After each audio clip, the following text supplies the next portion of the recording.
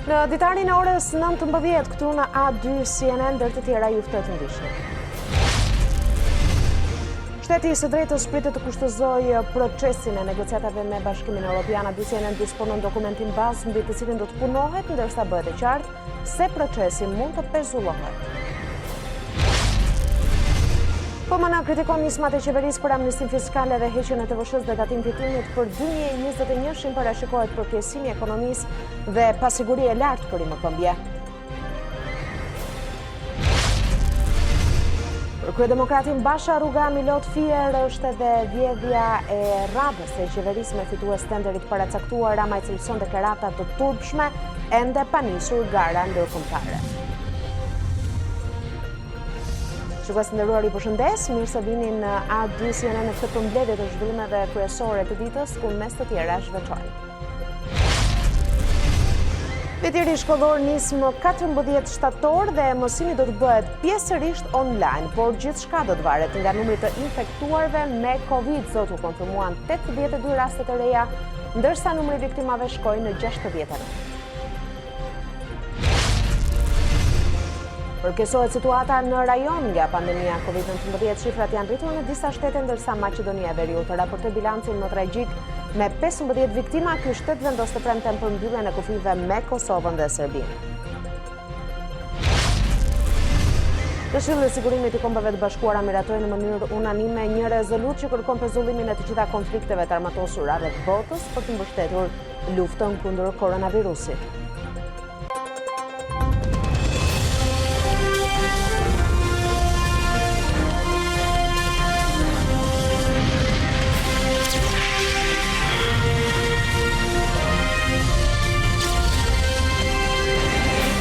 Nisim me njëherë me zhvillimet kryesore të ditës. Kapitujt themeltar që lidhen me shtetin e së drejtës do të kushtozojnë të gjithë procesin e negociatave të Shqipërisë me Bashkimin Evropian.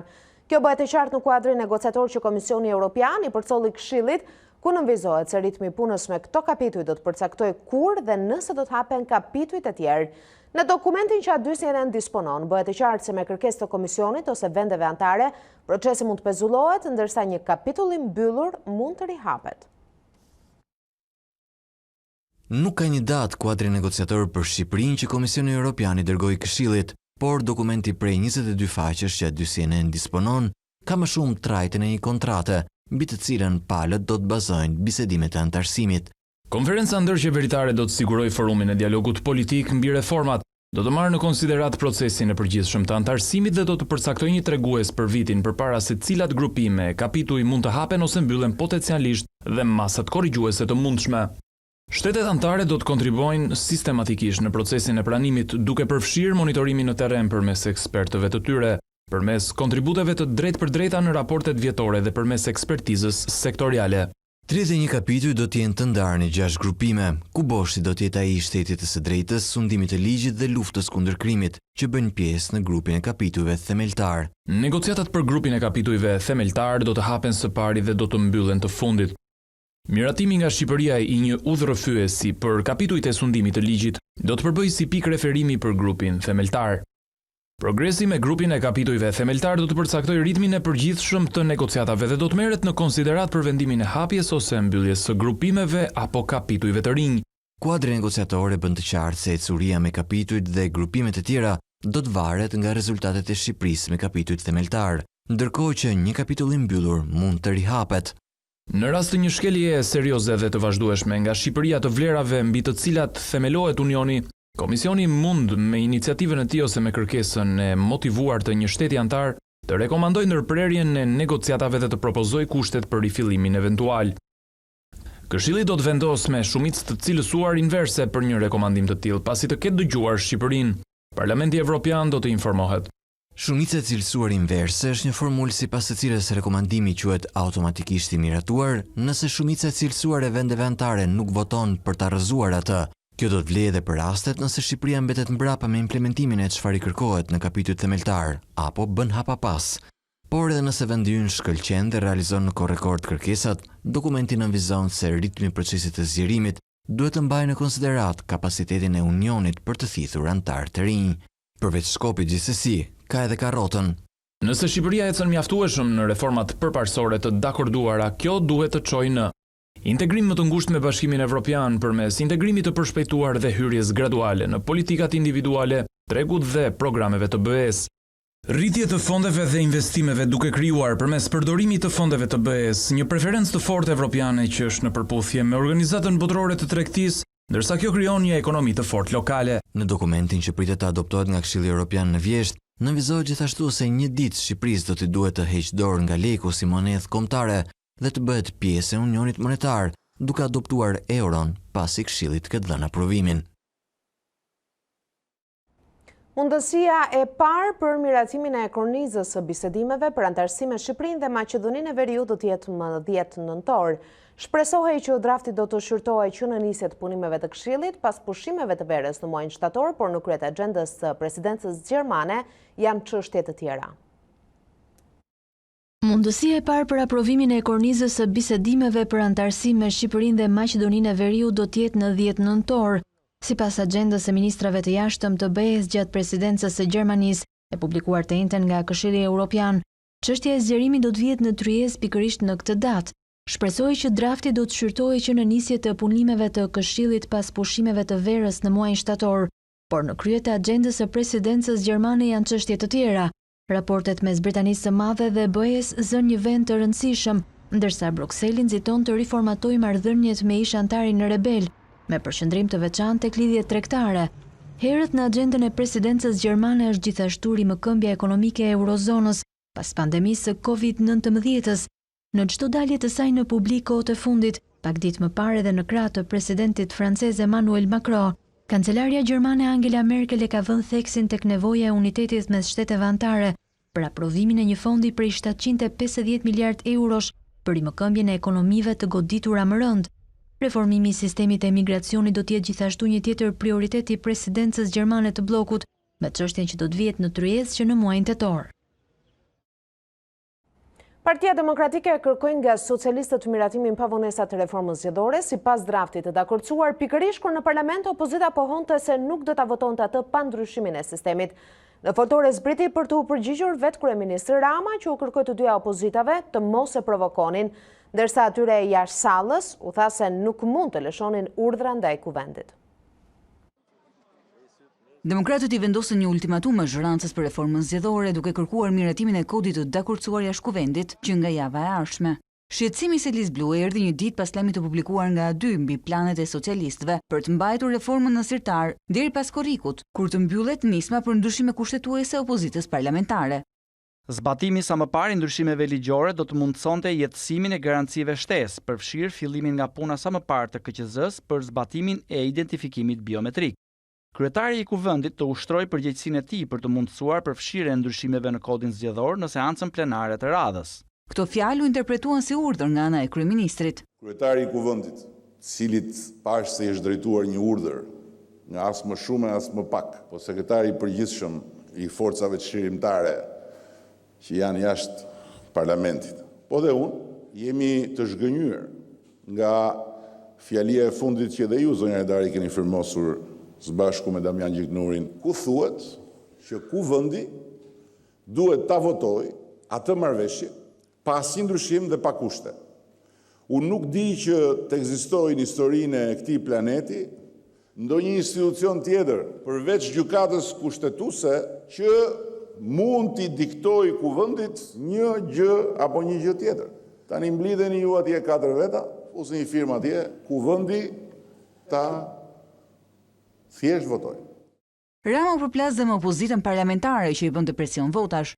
Skutave ju mund propozoni çfarë të keni qef. Ju garantoj që s'do të merrni asnjë vot këtej. Lejeni pislikët dhe lojat e pista me trafikime votash në këtë sallë.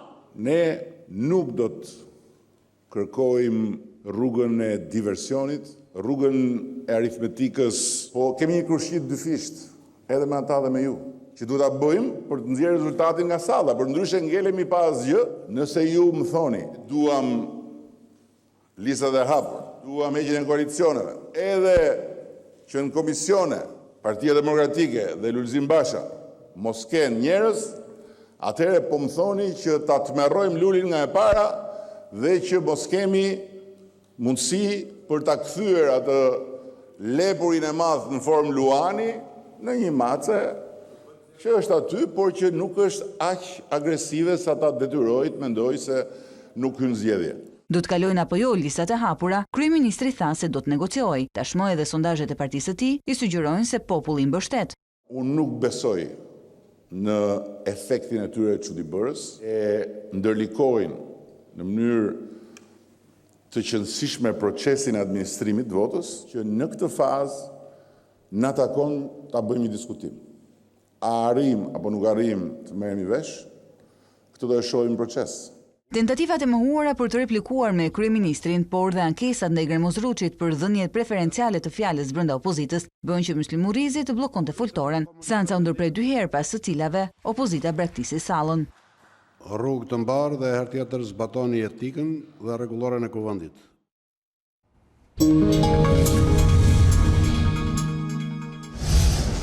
Projekti i rrugës Milot Fier nuk ka asnjë shans të realizohet, deklaroi kreu i Partisë Demokratike Lulzim Basha. Ai foli për një skem të pasur korruptive dhe akuzoi qeverinë se po realizon një tjetër vjedhje.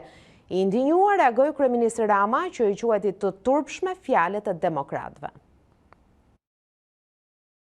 Planet e qeverisë për ndërtimin e rrugës Milot Fier, kryeopozitari Lulzim Basha, i ironizoi duke i cilësuar si rrugë imagjinare, pasi sipas tij gjysma e atij segmenti është ndërtuar kur qeverisnin demokratët. Dhënë koncesion 1.2 miliard euro për rrugën imagjinare Milot Fier. Imagjinare sepse një pjesë e madhe e kësaj rruge është ndërtuar, apo jo?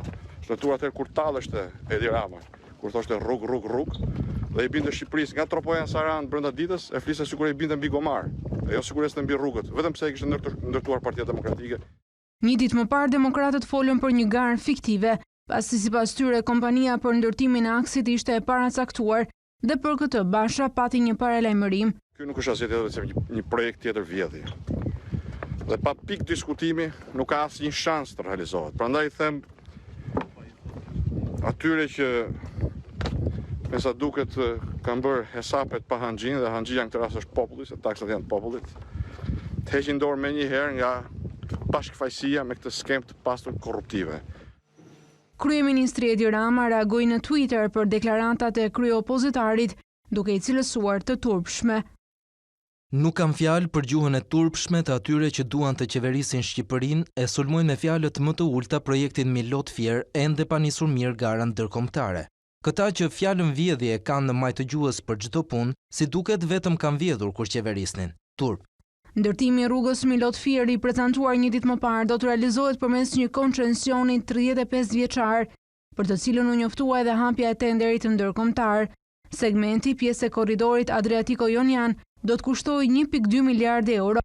Një ditë më parë, kryeministri Rama së bashku me ministren e infrastrukturës prezantuan projektin për rrugën nga Miloti në Fier. Në fakt, ky nuk është një projekt i veçuar, por pjesa e atij që quhet Korridori Blu, që fillon nga Kroacia dhe vazhdon përtej kufirit shqiptar në Greqi. Ministra e infrastrukturës Belinda Balluku shprehur se ky aks do të bëhet me pagesë, megjithatë ka theksuar se për ata qytetarë që nuk duan të paguajnë, do të ketë mundësi që të zgjedhë një rrugë dytësore me standarde me shpejtësi më të limituar që do të ndërtohet nga vetë investitori pa paguar. Ky aks pritet të kushtojë rreth 1.2 miliardë euro. Garancia që do të jap shteti është 10% e shumës. 110 km/h është shpejtësia maksimale dhe i gjithë korridori nga Miloti te bypassi i Fierit do të përshkruhet për 1 orë e 15 minuta. Milot Kashar brenda 2024, ndërsa Kashar Lekaj 2026, me çmimin e bërë publik, një udhtim vajtëardhje në rrugën e prezantuar sot do të kushtoj 17.4 euro, ndërsa një udhtim vajtëardhje nga Morina në Fier do të kushtoj jo më pak se 27 euro. Me fjalë të thjeshta, ky ishte prezantimi i këtij projekti, teksa u tha që u hap edhe tenderi ndërkombëtar për firmën apo firmat që do të duhet të ofrohen për ndërtimin e saj. Rrugët në fakt janë zhvillim dhe vendi ynë që ka vuajtur për shumë kohë nga mungesa e tyre dhe natyrisht që ka të nevojshme aq më tepër kur këto projekte të lidhin edhe me vendet fshinje dhe të bëjnë automatikisht më të afërt me rajonin, por për të qenë sa më të informuar dhe për të kuptuar ndoshta diçka më shumë, pasi në fundit si do të ndërtohet me buxhetin e shtetit apo me koncesion, janë përsëri shqiptarët ata që do të kenë kostot të këtij ndërtimi. Ndaj për më shumë transparencë ne kemi të ftuar gazetarin e ekonomisë Klodian Tomori për të na ndihmuar në zbërtimin e këtij projekti të ri. Zoti Tomori, mirëmbrëma, mirë se vini. Mirëmbrëma, faleminderit për ftesën. Do doja ta nisja me një pyetje. Është mirë të kesh një rrugë të re dhe a ishte momenti i dur për të sjellë një projekt të tillë, të madh, kur për shembull ne sapo kemi dalë nga mbyllja prej pandemisë dhe ndoshta ekonomia ende lëngon. Po kështu nuk kemi mbyllur ende dëmet që na la pas tërmeti i vitit të shkuar. Pra si fillim, a ishte ky momenti i duhur? Shiko, sigurisht që është mirë të ketë rrugë të mira, sepse rrugët duhen gjithmonë. Infrastruktura është një nga komponentët kryesorë të zhvillimit ekonomik dhe vendi ynë ka nevojë të modernizojë dhe të përmirësojë infrastrukturën, veçanërisht atë rrugore. A ishte ky një moment i mirë? Unë mendoj që gropa apo kriza që ka shkaktuar pandemia kërkon një program agresiv investimesh publike dhe një plan kombëtar rimëkëmbje për të lënë pas, pra për ta ringritur ekonominë, për të lënë pas efektet e krizës dhe për të rikthyer ritmit të rritjes së shpejtë ekonomike. E gjithë çështja nuk është a duhen apo jo rrugët. Çështja është si i ndërtojmë në rrugët, a i ndërtojmë me koston më të mirë të mundshme duke maksimalizuar eficiencën dhe efektivitetin e përdorimit të paras publike, duke ju kursyer konsumatorëve dhe qytetarëve, a i ndërtojmë ne në mënyrë transparente dhe me garë të hapur që bën të mundur uljen e kostos ndërtimit dhe sigurisht maksimalizimin e përfitueshmërisë për ekonominë dhe për publikun. Dhe në këtë rast duket që kemi një projekt i cili u hodh për njerë, mbiu për njerë dhe mund thuhet se mbiu nga iqi, pasi është e vërtet që ka pas një studim apo një ide të mbështetur nga Bashkimi Evropian në lidhje me ndërtimin e të gjithë korridorit Adriatiko-Jonian, por ky segment në këtë formë që është paraqitur tani është komplet një sajesë e re, është ndryshe nga ajo që ishte parashikuar. Dhe mendoj që kjo është çështja kryesore, pra transparenca dhe më pas kostoja me të cilën është programuar për të ndërtuar. Dhe ndalemi pak në detaj, një tjetër pyetje që na vjen është kjo, a nuk mund të ishin kompanitë shqiptare ndoshta të grupuara në konsorcium që të merrin pjesë në këtë projekt, edhe nëse nuk e përballonin dot gjithë të projekt? A nuk mund të ndahej ai në pjesë dhe njëra prej tyre të bëhej nga grupe kompanish vendase, apo mos ndoshta kriteret e projektit janë aq të larta sa nuk arrin dot nga kompanitë tona? Në fundit, ato 4 miliardë euro që do dalin nga përfitimet e koncesionit, nëse firma është e huaj, pse dalin jashtë Shqipërisë kur fare mirë mund të qëndronin këtu? Shiko Denisa, kriteri kryesor i përzgjedhjes së kur kontraktohet një vepër publike nuk është kombësia e kompanisë që ndërton atë, se sa çmimi më i favorshëm që i jepet konsumatorit. A mund të ishin kompanitë shqiptare që ta ndërtonin dhe a i kanë kapacitetet kompanitë shqiptare për ta ndërtuar këtë rrugë? Unë besoj se i kanë, sepse nuk është ndonjë vepër që ka një vështirësi të jashtëzakonshme inxhinierike. Ne kemi parë kompanitë shqiptare që kanë ndërtuar vepra goxha të vështira dhe vepra goxha të mëdha në infrastrukturë, kështu që kapaciteti i kompanive shqiptare, kapaciteti teknik është rritur shumë gjatë viteve të fundit, e megjithatë prap nuk është kjo çështja. Një prokurim publik prokurohet me çmimin më të favorshëm që ofrohet për qytetarët, pra me çmimin më të ulët dhe sigurisht duke respektuar standardet e kërkuara. Kjo është ajo që kërkohet në këtë projekt, pra të ketë një garë, kështu si u servir ky projekt, duket sikur fituesi është paracaktuar dhe tashmë të gjithë e dinë se kush do të jetë ndërtuesi i këtij segmenti. Për sa i përket asaj, nëse a mund të ishte tenderuar me segmente, pra me lote, me pjesë, të mos tenderoje gjitha nga miloti në Fier, por me segmente të ndryshme, në fakt kjo është skema që ka sugjeruar dhe ka mbështetur që në fillim Bashkimi Evropian dhe kuadri investimeve të Ballkanit Perëndimor. Pra, Bashkimi Evropian i ka premtuar mbështetjen qeverisë shqiptare, por me kushtin që kjo rrugë të prokuroj përmes prokurimit klasik, pra përmes mënyrës klasike të prokurimit. të ishte shteti ai që ta tenderonte me paratë e buxhetit, duke përfituar në këtë mënyrë edhe nga financimet e Bashkimit Evropian përmes kredive të buta, por edhe granteve, pra që janë mbështetje para falas, dhe pastaj rruga të ndërtoi kushdo që ta fitonte. Por qeveria ka zgjedhur një formë tjetër, ka zgjedhur formën e partneritetit publik-privat dhe bërjen e rrugës me pagesë.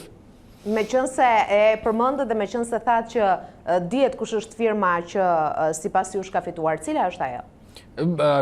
Firma që po punon, që ka punuar prej gati një viti për këtë projekt, është kompania greke Terna. Dhe ajo përflitet se do tjetë, ose më sakt, është kompania me favorizuar për ta marrë këtë projekt. Mirë, ndalemi pak tek kostot, është ajo sigurisht që ka bërë më shumë përshtypje të paktën që prej prezantimit të këtij projekti. Shuma prej 1.2 miliard eurosh është vlera që ka kushtuar, për t'i bërë ndoshta një krahasim edhe me projekte të tjera të mëdha infrastrukturore, që ka kushtuar rruga e Kombit, e cila ka qenë gjitha në një terren malor me 2 tunele, 6 kilometra, me urë të larta dhe një investim kolosal në një trase 100% të re. Ndërsa rruga aktuale është në pjesën më të madhe të saj fushore, gjysmë dhe më shumë se aq është e gatshme në fakt. Segmenti i ri është vetëm Kashar-Rogozhin. Atëherë çfarë ka që kostoja del kaq e lartë në fund? Te duhet na shpjegoj qeveria. Ne vetëm mund të analizojmë faktet që kemi. Sigurisht që ajo rrugë me atë kosto kostoja është e fryrë. Mos harrojmë është një segment 115 km, i cili nuk kalon në një terren sfidues dhe mbi të gjitha pjesa më madhe e këtij segmenti, mbi 60 e ca kilometra janë sa kaq rrugë të ndërtuara, pra janë rrugë ekzistuese dhe thjesht do të upgradeohen apo do të përmirësohen. Pra pjesa e re që ndërtohet është diçka pak më shumë se 50 km dhe për këtë segment, pra për këtë gjatësi rrugë që do të ndërtohet, do të paguhen 1.2 miliard euro. Kjo shifër sigurisht që është shumë e lartë, edhe nga studimet e fizibilitetit që janë bërë për korridorin Adriatiko-Ionian dhe më konkretisht për segmentin për cilit bëhet fjalë, pra nga Miloti deri në Fier, ku ekspertët, ata që kanë punuar, thonë që kostoja e këtij segmenti në rastin më të mirë do të duhet të ishte 600 milion euro, pra rreth 2 herë më pak nga shifra që ka vend qeveria apo që me të cilin është propozuar të ndërtohet koncesioni i kësaj rruge. Ju përmendët ekspertët, qeveria ka dhënë edhe shifrën e saj, ndërkohë sipas Partisë Demokratike kostoja e 1 kilometri rrugë në këtë projekt është 7 herë më lartë se segmenti që lidh Kroacinë me Bosnjën, prej 333 kilometra që do të kushtoj 430 milion euro. A qëndrojnë këto llogari? Shiko, Denisa, unë do të isha çik i kujdesshëm tek krahasimi i segmenteve 1 kilometër në Shqipëri me 1 kilometër të një rruge në Kroaci, sepse ne nuk e dim se si është terreni asaj rrugës atje në Kroaci, se sa vepra arti ka ajo rrugë dhe se si është terreni i rrugës në Shqipëri. Domethënë edhe brenda vendit është e vështirë ti krahasosh dy rrugë për nga kostoja, sepse njëra mund ta ketë në mënyrë natyrale koston më të lartë për shkak se ka një terren më të vështirë, për shkak se ka më shumë vepra arti dhe kështu me radhë. Por ajo që ne dim në rastin konkret është që qeveria ose më saktë varianti i propozuar i rrugës që kërkohet të ndërtohet ka ulur standardin. Kjo rrugë, korridori Adriatiko-Ionian, i cili fillon në Trieste dhe përfundon në Stamboll, dhe pjesa shqiptare që fillon në Muriqan dhe përfundon në Kakavi, ishte parashikuar të ndërtohej e gjitha me standardin A1, pra që është standardi më i mirë i rrugës AI autostradës. Ndërkohë që ky variant që propozohet me koncesion dhe që do kushtoj 1.2 miliard euro, do të në një segment të madh, në një pjesë të madhe, do të ndërtohet me standardin B, pra një rrugë e një kategorie më të ulët. Dhe sigurisht një kosto 20 milion euro për kilometër për një rrugë të kategorisë B është kosto e çmendur. Dhe këto janë sqarimet që duhet t'japi qeveria.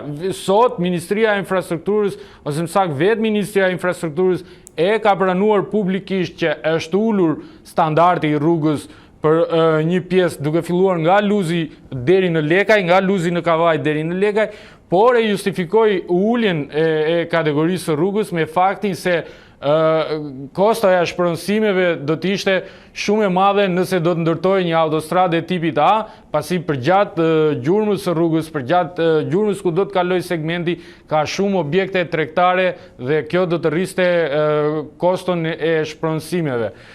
Pra, në fund, llogaria është kjo, ne po ndërtojmë një rrugë e cila në total është 115 km, e cila në pjesën më të madhe të saj, në mbi 65 km, është ndërtuar sipas standardeve që ne i dim, por që është ndërtuar, pra po ndërtojmë një rrugë ku 53 km do të jenë të reja me një kosto prej 1.2 miliard euros, që është sa 10% e prodhimit të përgjithshëm kombëtar të Shqipërisë. Pra, është një faturë shumë e madhe, pavarësisht se këto para nuk paguhen nga buxheti i shtetit, sepse skema parashikon që është kompania private ajo që do ta financojë ndërtimin e rrugës me paratë e veta dhe buxheti i shtetit merr përsipër vetëm 10% të garancisë ose rreth 120 milion euro. Në fund do të jenë sërish qytetarët shqiptarë që do ta paguajnë deri në fund, jo vetëm koston e ndërtimit, por edhe fitimin që do të realizojë investitori apo kompania koncesionare që do të ndërtojë rrugën. Dhe pikërisht mbi këtë kosto të lartë ndërtimi, 1.2 miliard euro, ka dalë dhe ajo tarifa që ju përmendët më parë, prej 7.5 euro për 100 km, që është një tarif jo e lartë për nivelin e Shqipërisë, por është 2 herë, të paktën 2 herë mbi nivelin maksimal të përballueshmërisë që mund të përballojnë familjet shqiptare, sepse ka studim se sa mund mbaj xhepi i shqiptarëve për të paguar në rrugë. Në vitin 2015 qeveria shqiptare kontraktoi një kompani greke të quajtur Egnadia Odhos për të bërë strategjinë e rrugëve me pagesë në Shqipëri. Dhe në atë studim janë marrë me detaje rrugët që mund të ishin me pagesë dhe kostoja maksimale që mund të përballojnë familjet shqiptare për të paguar në rrugë. Dhe kjo kosto, pra niveli maksimal i kësaj kosto që mund të përballohet nga familjet shqiptare është 3.5 euro për 100 km, ndërkohë që rruga e re propozohet 7.5 euro për 100 km, pra mbi 2.1 herë më shumë, dhe 7.5 euro është sërish pa TVSH, pasi me tatimin mbi vlerën e shtuar, kostoja shkon 9 euro për 100 km.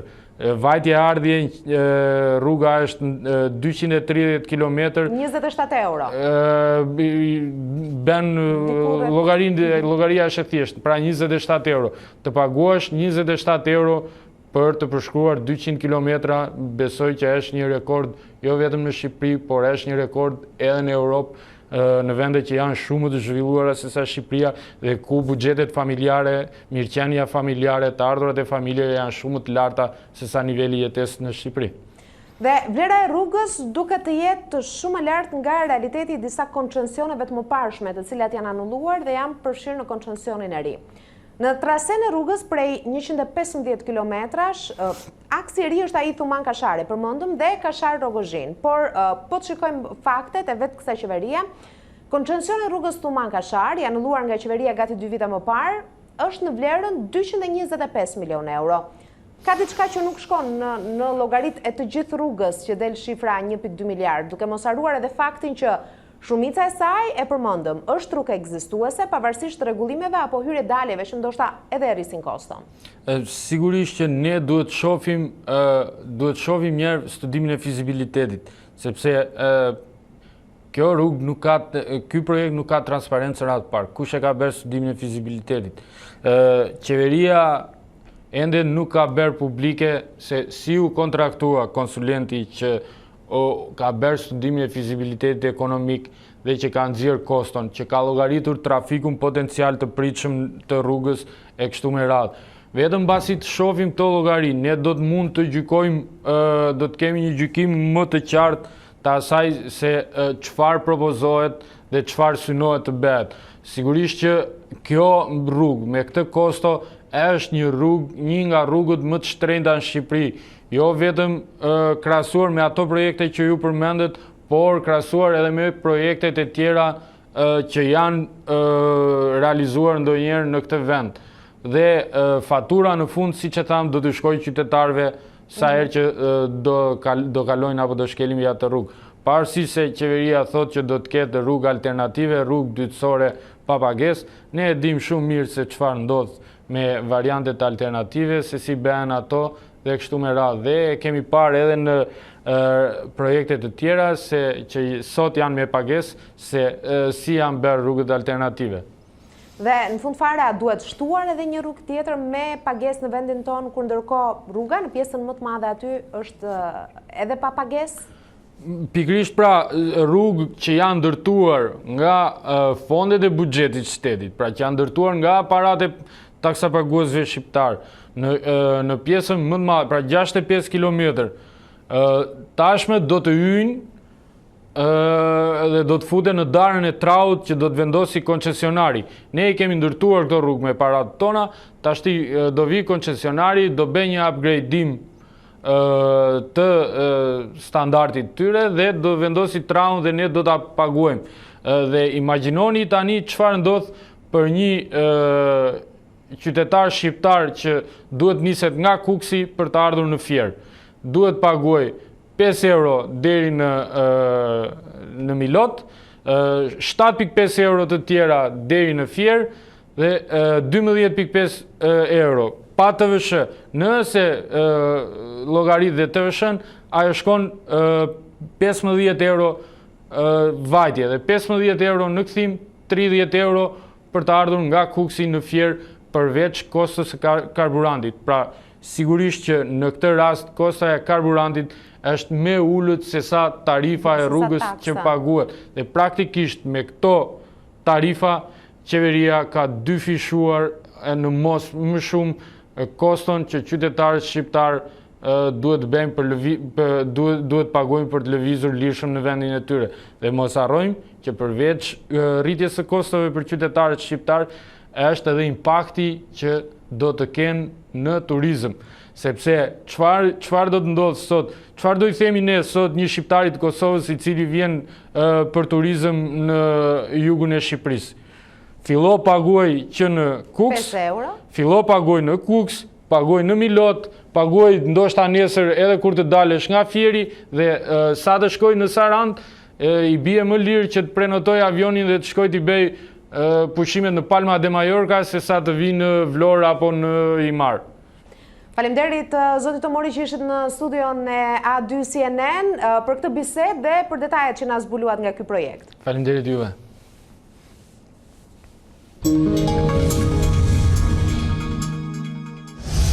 Dhe do të mbetemi tek zhvillimet ekonomike. Fondi Monetar Ndërkombëtar kritikoi nismat e qeverisë për TVSH-n dhe tatimin mbi fitimin, si kundër i theksoi pozicionin e tij kundër amnistisë fiskale.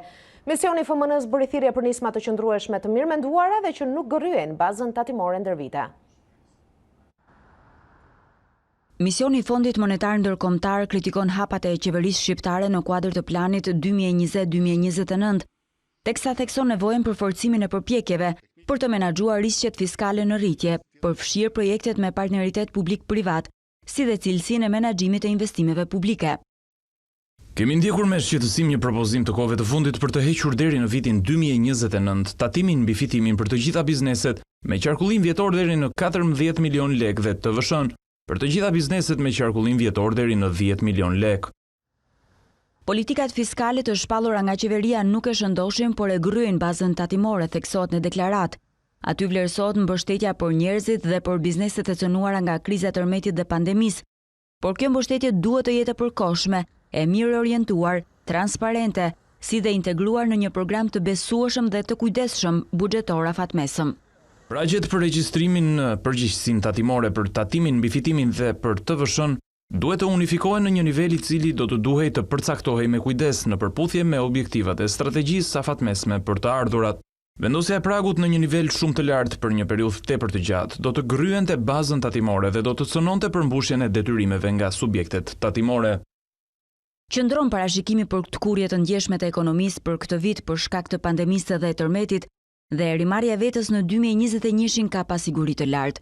Misioni FMN-s thekson se për të përballuar pasojat e pandemisë dhe të tërmetit, duhet rritje e konsiderueshme e deficitit fiskal në 2020, konsolidim fiskal dhe vendosje e borxhit në një trajektore të qëndrueshme zbritëse. Për këtë duhet një sistem tatimor më i drejtë, më i thjeshtë, më efikas dhe më transparent, i cili do të sigurojë burimet e nevojshme për të arritur objektivat e Shqipërisë për zhvillim të qëndrueshëm dhe për të siguruar qëndrueshmërinë e borxhit. Edhe njëherë tjetër, misioni i FMN-s shprehet kundër amnistisë fiskale. Amnistia fiskale do të cënonte përmbushjen e detyrimeve tatimore. Duhen krijuar së pari sisteme efektive për të zbuluar evazionin fiskal dhe për të parandaluar mundësinë për pastrim parash dhe për korrupsion. Në aspektin monetar, pikedobët është stoku akoma i lartë i kredive me probleme dhe sugjerohet ristrukturimi i matur i kredive aty ku është e nevojshme për ata sektor dhe biznese që janë prekur nga goditjet. Rekomandimet e dhëna nga Fondi Monetar Ndërkombëtar duhet të merren parasysh nga qeveria. Sipas ekspertëve, ekzekutivi duhet të ndërtojë një strategji të qartë dhe të orientojë fondet buxhetore në investime që ndihmojnë ekonominë e goditur rënd nga kriza. Qeveria duhet të reflektojë ndaj kritikave të Fondit Monetar Ndërkombëtar. Ekspertët argumentojnë se duhet një qasje tjetër për të orientuar fondet buxhetore dhe për të ndihmuar ekonominë, jo në krahun e ardhurave duke lehtësuar nga taksat kategoritë të caktuara biznesi, por në krahun e ofertës, duke rritur shpenzimet dhe duke shtuar para në ekonomi.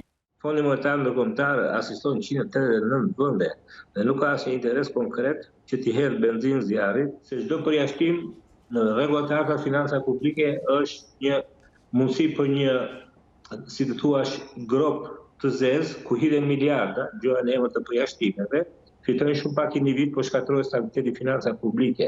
Fondi ngre shqetësimin e politikave fiskale dhe e ndryshimeve në politikat fiskale, duke ngritur një shqetësim të justifikuar, pasi duke presupozuar që shpenzimet buxhetore do jenë të larta, borxhi është rritur dhe duhet kthyer në trend zbritës, thënë kjo, të ardhurat tatimore duhet të rriten. Mund të jenë masa afat shkurtra për shkak të pandemisë, por jo për 9 vjet. Shfrytëzohen gjithë hapësirat buxhetore për të nxitur investimet publike. Por në këtë moment të vështirë që po kalon buxheti dhe ekonomia, apo shkon Shqipëria drejt një marrëveshje të re me Fondin Monetar Ndërkombëtar? Edhe nëse s'po shkojmë, mund të them që duhet të shkojmë, duke marrë parasysh që e para niveli joni ekspertizës totale nuk është aq i përgatitur dhe aq profesional sa të përballojë situata të tilla të pamenduara. Ky është problem në gjithë botën, jo vetëm tek ne. Dhe dyta, sigurisht në një situatë jashtëzakonshme të tillë dhe të vështirë, shumë të vështirë nga ana ekonomike, kemi nevojë për një mentor që të jetë prezent në mënyrë të jetë prezent full time edhe të na monitorojë të gjitha hapat. Shqipëria deri më tani ka marrë pjesë në 7 programe të mbështetura me fonde nga Fondi Monetar Ndërkombëtar. Aktualisht, institucioni financiar ndërkombëtar mban vetëm rolin e monitoruesit dhe këshilluesit, por pa detyruar ruajtjen e objektivave të veçantë. Guvernatori i Bankës së Shqipërisë Genceko raportoi në kuvent se kriza e Covid-19 pritet të rrisë nivelin e kredive me probleme, që aktualisht është 8.1% e totalit të huas. Sipas Ekos, pavarësisht marrëveshjeve që do të bëjnë bankat me klientët, do të ketë biznese që do të falimentojnë duke mos paguar dot detyrimet e tyre, por ai deklaroi se sistemi bankar është në gjendje të përballojë një goditje të tillë. Sistemi bankar rrezikon një rritje të kredive me probleme, nisur nga situata e pandemisë Covid-19. Për momentin, kredit me probleme nuk janë rritur, bile janë ulur, por sigurisht që pasi moratoriumi për shtyrjen e kredive të përfundoi, pavarësisht nga ristrukturimet proaktive që bankat e nivelit 2 do të bëjnë me bizneset, në varësi dhe të curisë të ekonomisë shqiptare, ne do të kemi disa biznese që do të hasin dhe po hasin aktualisht vështirësi, pasi tremujori 2 i këtij viti ka dhe goditjen më të fortë të krizës. Këto biznese sigurisht, jo të gjitha bizneset do të jenë në gjendje të performojnë në mënyrë sipas parashikimeve të tyre dhe natyrisht do të ketë një rritje. Se sa do të jetë kjo rritje e kredive me probleme është për tu parë, por duhet të theksoj që sistemi bankar, sipas provave të rezistencës që ne kemi bërë, stres teste që i quajmë, edhe në rastet më ekstreme të rritjes kredive me probleme, ka rezultuar rezistent, pra e përballon më së miri me likuiditet dhe me kapital, nëse do të kemi një rritje të konsiderueshme të kredive me probleme.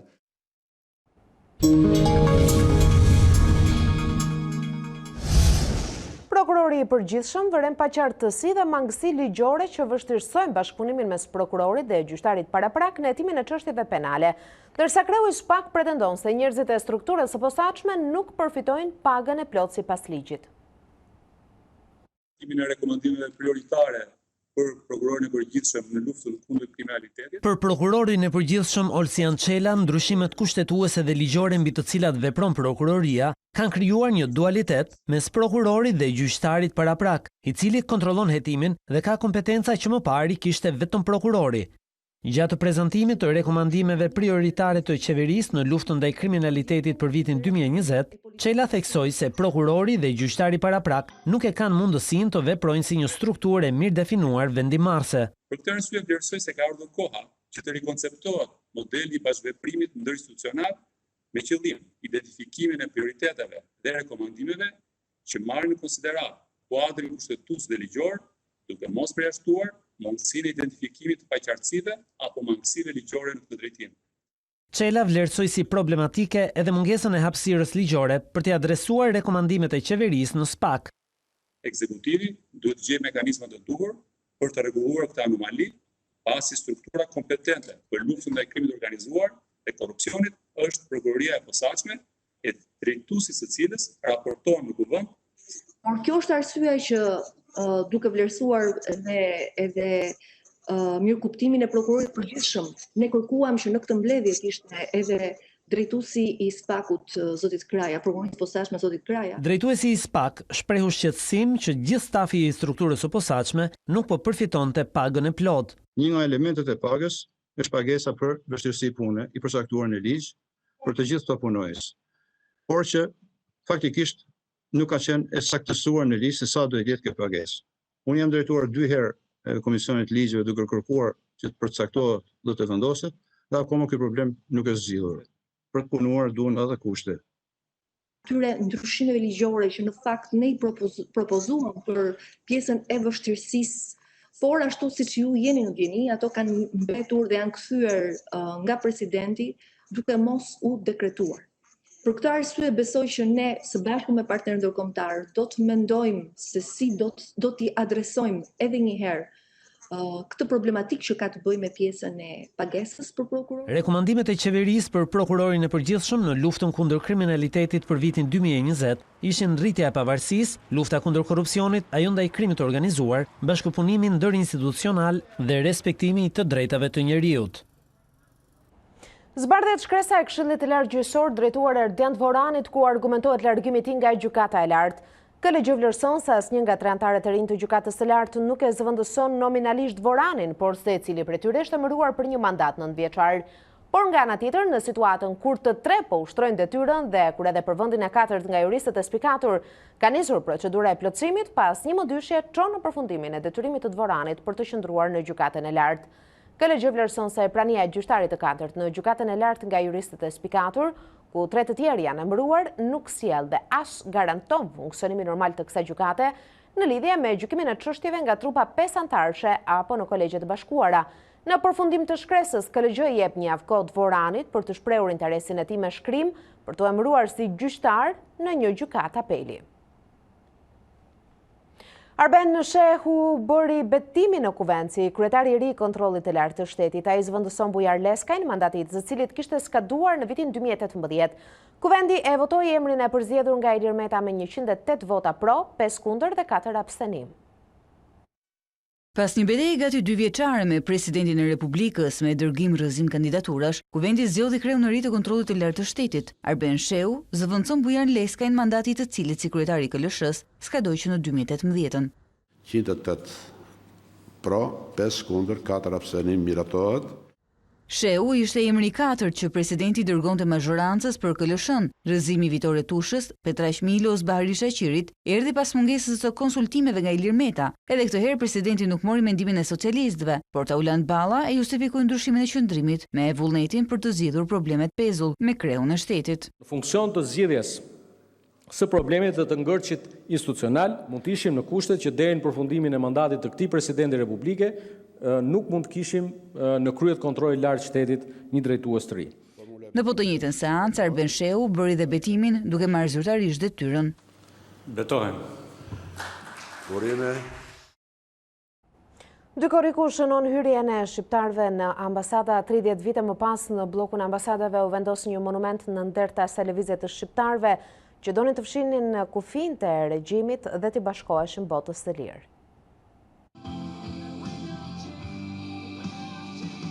Vite më parë, shqiptarët kërkuan të fshin kufit që i mbanin të izoluar me botën.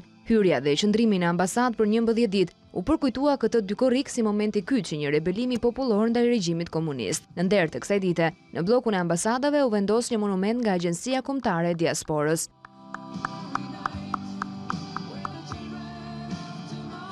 Edhe kam përjetuar çdo sekond të kësaj. Artisti Agim Rada, dëshmitari i atyre ditëve, tregoi një pjesë të përjetimeve të tij, përfshirë dhe bisedat me Edi Ramën, aso kohë pedagog i arteve.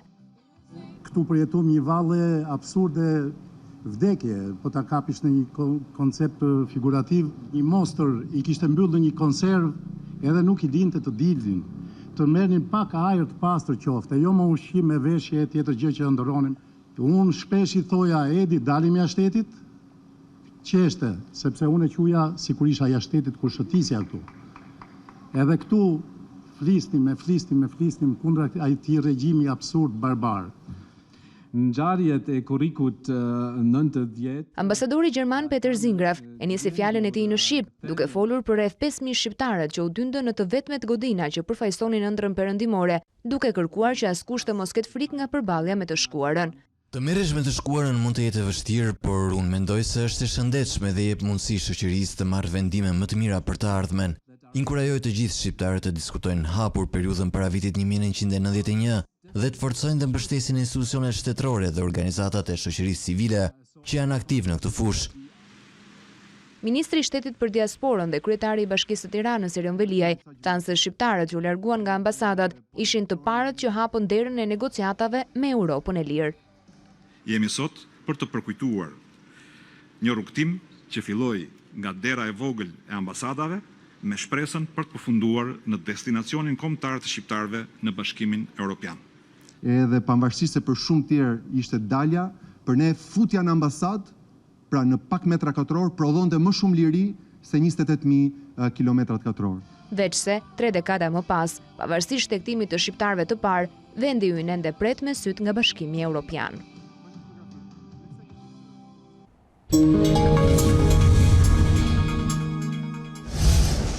82 persona kanë rezultuar pozitiv me koronavirus në 368 testime të kryera në 24 orët e fundit, ndërkohë numri i viktimave nga COVID-19 shkoi në 69, pasi 3 persona humbën jetën. Në efektiv po trajtohen 78 pacient. 9 prej tyre janë terapi intensive, ndërsa 2 janë të intubuar në gjendje të rëndë.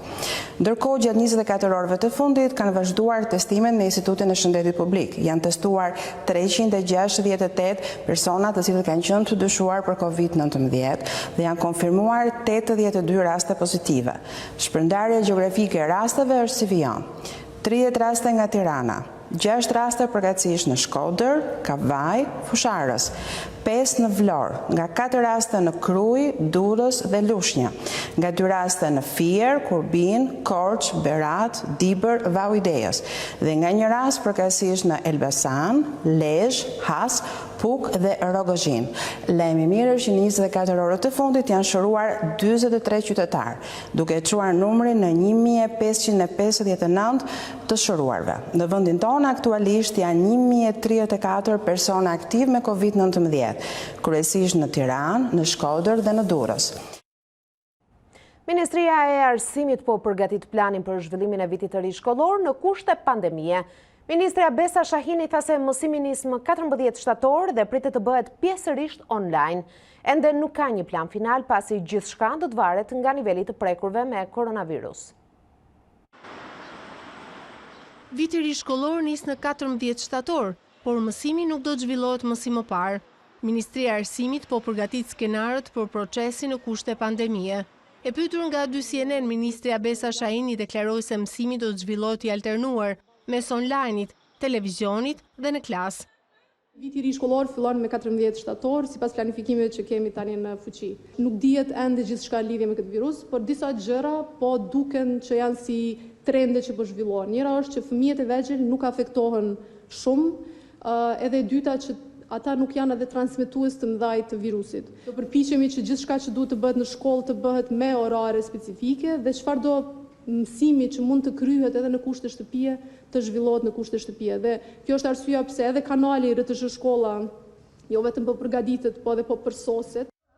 Edhe provimet në universitetet do të zhvillohen duke respektuar distancimin fizik, ashtu si në provimet e maturës shtetërore, ndërsa për leksionet, edhe fakultetet duhet të alternojnë mësimin online me atën auditor. Për shkak të pandemisë nga COVID-19, Ministria ka vendosur që këtë vit të mos rritet nota mesatare për dek të mësuesisë dhe të gjuhëve tuaja. Si vjet do duhet të shkonte në 8 për gjitha programet që çojnë mësuesi.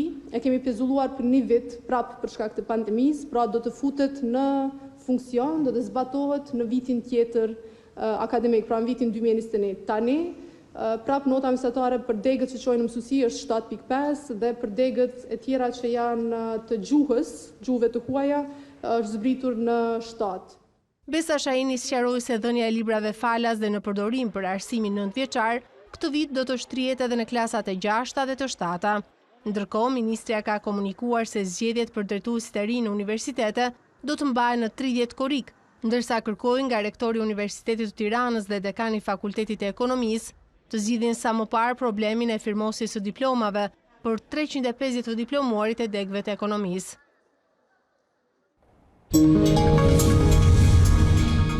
Ne do të ndalemi këtu, shkurtimisht ka publicitet, të rikthehemi në orën 20 me të tjera zhvillimet e ditës dhe me të ftuarën e radhës për mbrëmjen e sotme. Qëndroni me aty CNN.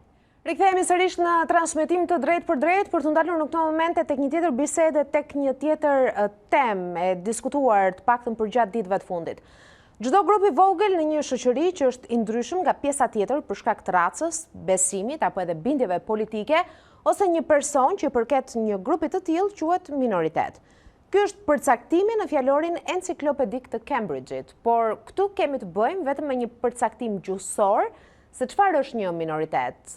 Por nëse do të flasim për më shumë, atëherë duhet përcaktuar sakt se çfarë përbën një minoritet në një vend tjetër. Duhet përcaktuar sakt, pasi më njëherë pas këtij përcaktimi të del edhe detyra për ta njohur dhe për ta trajtuar me ligje të veçanta.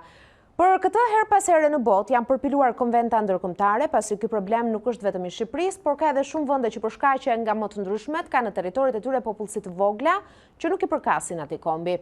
Por nëse vim në këtë pikë, atëherë pyetja që do të bënim është cilat janë ato kritere që një grup njerëzish që jetojnë brenda një territori të një kombi që kanë mbetur aty për një mishkaqe, por që flasin një gjuhë tjetër dhe ndoshta kanë edhe zakone të tjera apo besim fetar tjetër, që do të bënin që pikërisht ky grup të quajë minoritet në konceptin juridik tashmë.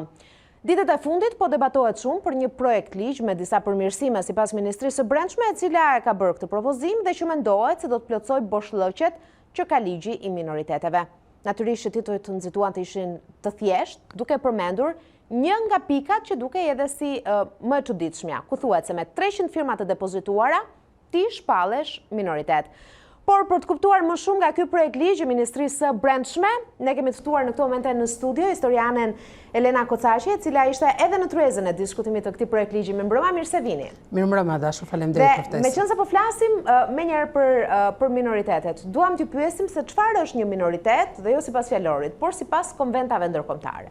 Shiko, nuk ka një përcaktim të qartë juridik ndërkombëtar për termi minoritet kombëtar, as në ligjin e brendshëm, as në ligjin ndërkombëtar. Pra është pak e vështirë për ta përcaktuar se çfarë është një minoritet, kur vjen fjala për të përcaktuar një minoritet etnik apo kombëtar. Megjithatë, ka disa kritere objektive ndërkombëtare të vendosura nga gjykatat ndërkombëtare për të drejtat e njeriut apo të cilat kanë përcaktuar edhe termin minoritet, pra që të quhet një pakicë, një popullsi minoritet, ajo do të plotësojë disa kushte. Dhe këto kushte janë objektive. Cilat janë kushtet objektive? Kushtet objektive janë që një minoritet ketë një territor të caktuar, pra ai të jetojë aty, tjetë një fakt historik. Pra, minoriteti si fakt historik do thotë që ta vërtetoj ato me prova dhe me fakte që ka një territor caktuar, që flet një gjuhë caktuar, që është, si thua, me zakone, me fe, tradita, kulturë, pra që janë të ndryshme nga ajo që është majoranca e atij shteti. Kështu që të gjitha këto janë kritere të njohura ndërkombëtarisht dhe kur vim për te ligji jon, pastaj i vitit 2017, këto kritere nuk janë përcaktuar tek ligji. Dhe ajo që ne diskutuam dje, në fakt, që është iniciative dhe e ministrit brendshëm që ftoi, unë jam dhe juriste, një grup juristësh, historianësh etj. Për të folur në lidhje me ligjin, është sepse ato duan të nxjerrin VKM-n pra për zbatimin e ligjit. Dhe VKM-ja del gjithmonë në bazë dhe për zbatim të ligjit. Pra, pasi është përcaktuar është piketat kryesore të ligjit, VKM-ja është për ta bërë atë të zbatueshëm, sepse ligji jo gjithmonë parashikon gjithçka. Megjithatë, ne të paktën sugjerimi im dhe i ekspertëve të tjerë aty ishte që ligji i 2017-s, i cili në fakt është bërë dhe pak me nxitim, ka nevojë për të rishikuar, për të ndryshuar, sepse ai ka njohur 9 minoritete në Shqipëri, realisht, por nuk ka përcaktuar kriteret mbi bazën e të cilës njihen minoritetet. Pra, duhet me patjetër që ligjit kishte parashikuar një enë caktuar, posaçëm, edhe kriteret që vendoste Shqipëria për të njohur ato si minoritete. Pse? Sepse termi minoritet etnik ne kena pas 3 minoritetet njohura, që kanë vite që janë njohur. Këto minoritete që ne kemi njohur kanë pasur gjitha të drejtat, është minoriteti në jug grek, ai Maqedon dhe apo bulgaro-maqedon që ka qenë dhe i malazez. Mirpo, janë njohur dhe 6 të tjera. Tani, problemi është se në një vend ka minoritete etnike, por ka dhe komunitete kulturore apo linguistike, që nuk hyjnë në kategorinë e minoritetit.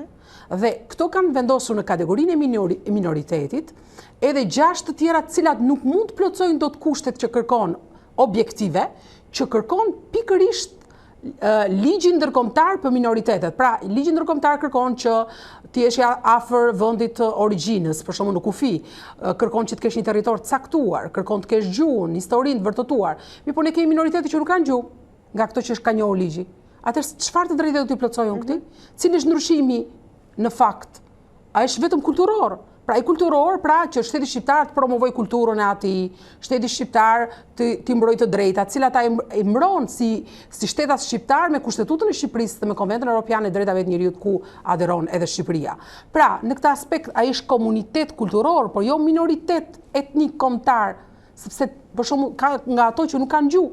Ka dhe nga ato që nuk kanë vendbanim të përcaktuar, për shumë që janë njohur, janë me të shpërndar, atëherë këto si do t'i mbledhësh të plotësosh të drejtat e këtyre njerëzve. Pra, unë mendoj se ligji duhet bëj edhe një përcaktim të qartë, juridik, të termit minoritet kombëtar apo etnik, me termin tjetër që është që ka komunitet linguistik apo kulturor, sepse 6 nga këto që ka njohur si minoritet nuk plotësojnë kushtet për të qenë minoritet. Atëherë kur nuk plotësojnë kushtet, nuk mund t'ua plotësosh edhe kërkesat që ato kanë, sepse kërkesat e tyre janë specifike nga ato që janë të minoritetit. Pra, për këtë arsye mendoj ligji edhe këtu duhet të amendohet, pra të ndryshohet dhe të bëhet në përputhje me standardin evropian dhe ndërkombëtar. Megjithatë, ekspertët e cilësuan dje një projekt vendim amatoresk me gabime vërtet të rënda. Përveç këtyre korrigjimeve apo ndryshimeve që ju përmendët, paktën në terma, cilat janë gabimet të tjera në këtë projekt vendime, ndalemi më pas edhe në detajet? Shiko, unë duhet ta përgëzoj iniciativën e ministrit në fakt që për një çështje kaq të rëndësishme ka ftuar ekspertët dhe ka qenë një debat shumë konstruktiv. Problemi është pikërisht te kriteret objektive, sepse ka kritere objektive dhe kritere subjektive. Për shembull, neve kemi thuhet me të madhe këtu që duhet ta bëjmë minoriteti me deklarim. Okej, nuk ka minoritet me deklarim. Pra, kjo është një kriter nga shumë kritere që duhet të plotësojë minoritet për të qenë minoritet. Pra, nuk mund të themi që unë vetë deklarohem amerikan dhe unë automatikisht jam amerikan. Jo, kjo është pjesë e komplet procedurës që duhet për që ti të kategorizohesh si minoritet. Dhe kjo është plotësuese. Pra, nuk ka rol kjo thelbësor, që unë jam deklarohem kështu dhe mund t'jem kështu. Jo, unë do t'a vërtoj me fakte shkencore, historike, objektive, të cilat vërtetojnë që unë jam një minoritet kombëtar sipas të gjithë konventave dhe standardeve ndërkombëtare. Dhe ligji jonë duhet kishte thirrur pikërisht këto konventa për t'i zbatuar, sepse ne jemi, në fakti Shqipëria për ishtë vërtet është një vend model në respektimin e minoriteteve, sepse kemi vende si që janë vendet fqinj, për shumë Greqia, e cila nuk i ka ratifikuar këto konventa. Do të ndalem pak më vonë tek Greqia, por nëse ky ligj shumë i debatuar do të miratohet nga Parlamenti Shqiptar. Ligji është e dashur, duhet ta sqarojmë. Ne po flasim për VKM për zbatimin e ligjit, se ligji është mirator që 2017-ën dhe është miratuar pa, si thua, është me probleme, sepse nuk janë pyetur ai sa duhet ekspertët dhe me nxitim. Mirë, po ne kur na doli problemi për të diskutuar VKM-t që do të jenë në bazë për zbatimin e ligjit, ne nuk mund të nxjerrim VKM-t pa rregulluar disa nene të ligjit. Pra Parlamenti duhet të bëjë një rishikim jo total të ligjit, se nuk është e domosdoshme, por për disa element thelbësor, siç janë përcaktimi, i dy kategorive të minoritetit dhe të komunitetit kulturor, dhe e para, e dyta, dhe nuk mund t'i quajë të nënta këto si minoritete, po këtu janë kategorizuar sepse kanë cilësi të veçanta që nuk u plotson dot. Pra edhe ta quash në kategori minoritet, në fakt ti nuk ja plotson dot ato dëshirat që ai ka si komunitet kulturor. Pra në këtë rast, apo të drejtat që ka. Kështu që në këtë rast, ligji duhet me patjetër ta mendohet në këtë pikë dhe në pikën e kritereve objektive, sepse çdo shtet i përcakton kriteret objektive vetë me ligj, sipas konventave. Dhe për këtë arsye kjo duhet bërë. Çfarë kriteri është ky? Mjaftojnë firmat e 300 personave për të shpallur komunitet minoritar. Është kjo pika që ishte edhe më e kapshmja për publikun, mendoj se kërkon një shpjegim edhe më shumë. Cili është mendimi juaj? Shiko, neve diskutuam aty këtë gjë. Në fakt nuk ka të bëjë me mjafton që 300 veta thonë që ne të hedhin firmën që jemi minoritet dhe është minoritet, sepse deklarimi është personal, por bëhet fjalë për procedurën, por ato domethënë e lanë në procedurën që duhet një minoritet të aplikojë për të regjistruar dhe për të njohur. Pra jo për të njohur, kjo nuk do të thotë sepse ato janë 300 veta dhe po bëjnë një procedurë dhe kjo do njihet. Thjesht, ajo është për domethënë është një e drejtë që kanë ato për të filluar një procedurë për të njohur si minoritet, por njohja si minoritet ka një procedurë tjetër pasandaj, qendrore, të cilat merren dhe analizohen faktet. Pra, ajo thjesht është vetëm një iniciativë që kanë 300 veta për të regjistruar si minoritet, për të bërë kërkesën për të regjistruar. Por megjithatë ne e folëm me ministrin dhe këtë çështje dhe sqaruam, kjo edhe mund të hiqet fare, domethënë nuk është mund vihet në një formë tjetër. Kështu që ende nuk është vendosur, por thjesht ishte një mendim që të ishte pak të firmat e 300 vetëve për të nisur një procedurë të njohjes së një minoriteti në Shqipëri. Mirë, zonja Kucaqi, përse na që nga kaq e ngutshme pikërisht tani bërja e këtij projekt ligji, këtyre ndryshimeve, plotësimeve, për të plotësuar, siç thuhet, mangësitë e ligjit për minoritetet? Ka ndonjë lidhje me situatën politike ku është Shqipëria në raport me integrimin evropian? Shiko, duhet të sqarojmë dy gjëra. Në moment që del një ligj, me patjetër duhet dalin aktet nënligjore për zbatimin e ligjit. Dhe e zhvonuar 3 vjet nxjerrja akteve nënligjore. Pra ligji në vetvete nuk mund të zbatohet pa aktet nënligjore, se janë pikërisht ato që e bëjnë të zbatueshëm ligjin. Dhe pra është një kërkesë e ligjit nxjerrja akteve nënligjore. Por në kërkesa po pra është e vonuar, sepse ka qenë procedura, thanë ato që na ka vonuar, sepse kanë qenë akte të tjera. Gjëra që janë të ndoshta të qeverisë, ne nuk i dim me saktësi, por ato që na thanë në takim, tjetra është sigurisht që ka disa kërkesa për respektimin e drejtave të njeriut dhe të minoriteteve nga Bashkimi Evropian, dhe Shqipëria i ka respektuar, me thënë të vërtetën, kushdo qeveri që ka qenë këto 30 vjet e ka bërë për minoritet më shumë se ka bërë dhe për ne si shqiptarës, që jemi majorancë këtu, sepse nuk ka minoritet në botë që mund të rishkolla klasa hapur me 2 veta, kur klasat e ne shqiptarëve rrinë me 40 veta fëmijë tanë, me një mësues. Kështu që në këtë aspekt ne kena bërë shumë për minoritetin dhe është mua më duket dhe shumë e padrejtë që Shqipëria si bjet në qafë në këtë pikë. Dhe kjo është për shkaqe politike më tepër, nga vende që kërkojnë të zgjerojnë minoritetin në mënyrë artificiale në Shqipëri, sesa është megjithatë. Çfarë na ndodhi në 2020-ën që ne Për sa kohë i kemi respektuar? Përse pikërisht tani? Shiko, çështja është kjo është për VKM-n, për të zbatuar, për të plotësuar ligjin e 2017 si kërkesë ligjore, me që jemi pjesë e konventave në lidhje me minoritetin, ndërsa në lidhje me kërkesat e BE-s, sigurisht që mbrojtja e minoriteteve është një nga kërkesat e Bashkimit Evropian. Dhe kjo është formale si procedurë. Por unë mendoj se Greqia ankohet shpesh në Bashkimin Evropian për një çështje e tillë, por Greqia ka një problem, ndoshta, sepse Greqia ankohet për të njëjtat konventa të cilat nuk i njeh fare. Pra vetë Greqia, këto konventat Bashkimit Evropian për minoritetet dhe konventat për nuk i ka ratifikuar. As për ne. Jo për veten e vet si një fare, ajo me të njëjta konventa që të cilat nuk i njeh dhe nuk i ka ratifikuar, kërkon të drejta minoriteti në Shqipëri. Çfarë ndodh? Greqia nuk njeh minoritet etnik, sepse Greqia njeh vetëm komunitete fetare, sepse vetë Greqia është një bashkim kombesh që janë të bashkuar në një komunitet fetar. Realisht nuk kemi një kom grek në kuptimin e kombit grek, dhe ato e din këtë gjë, dhe për këtë arsye nuk njohin minoritete kombëtare, por njohin vetëm ato fetare. Dhe çfarë ndodh? Greqia kërkon ty minoritet kombëtar, kur Greqia nuk njeh minoritet kombëtar në vendin e vet. Kur nuk njeh të gjitha kartat e Bashkimit Evropian. Unë mendoj se është mangësi e klasës politike në Shqipëri, të cilat këto nuk ja paraqet Bashkimit Evropian. Si mund Greqia t'i kërkojë Shqipërisë llogari për një kartë të Bashkimit Evropian që ajo nuk e njeh dhe nuk e ratifikon dhe nuk e zbaton atë?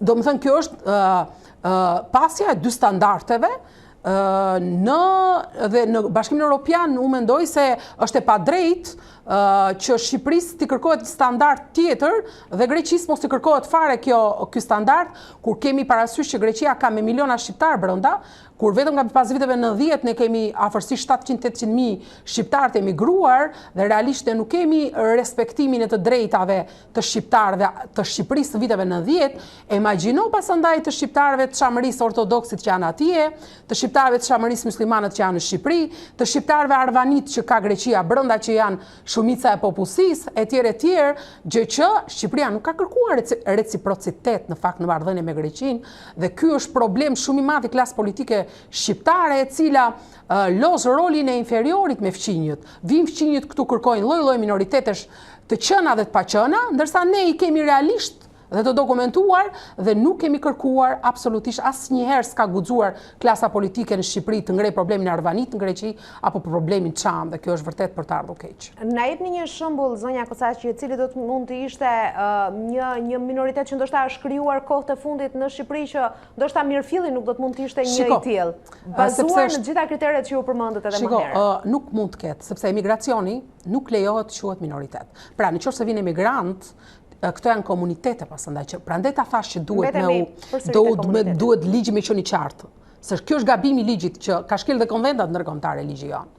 Në dëm të Shqipërisë flasë, sepse në momentin që ti vjen nga jashtë emigrant dhe ke një komunitet emigrantësh këtu, ke të drejtë mësosh për shumë gjuhën e nënës në këtë, por nuk ke statusin e minoritetit. Nuk ta e paskush, pra sepse statusi i minoritetit etnik apo kombëtar është një status tjetër dhe statusi i komunitetit kulturor, për shembull, është një status tjetër. Për shembull, në emigrantët nuk mund të quhen minoritet, edhe nëse vinë në Shqipëri, për shembull 1.000, 2.000, 3.000, ato nuk mund ta marrin statusin e minoritetit. Prandaj themi, edhe për shembull kanë marrë, këto kanë quajtur për shembull status minoriteti pakica për shembull në një vend caktuar, të cilat janë larg vendit tyre, ose njerëz që ose pakica që nuk dinë se kë kanë vend mëm, ose pakica që nuk kanë një gjuhë mëm, ose pakica që janë të shpërndar apo që kanë një gjuhë që e dinë që e kanë po nuk e lëvrojnë.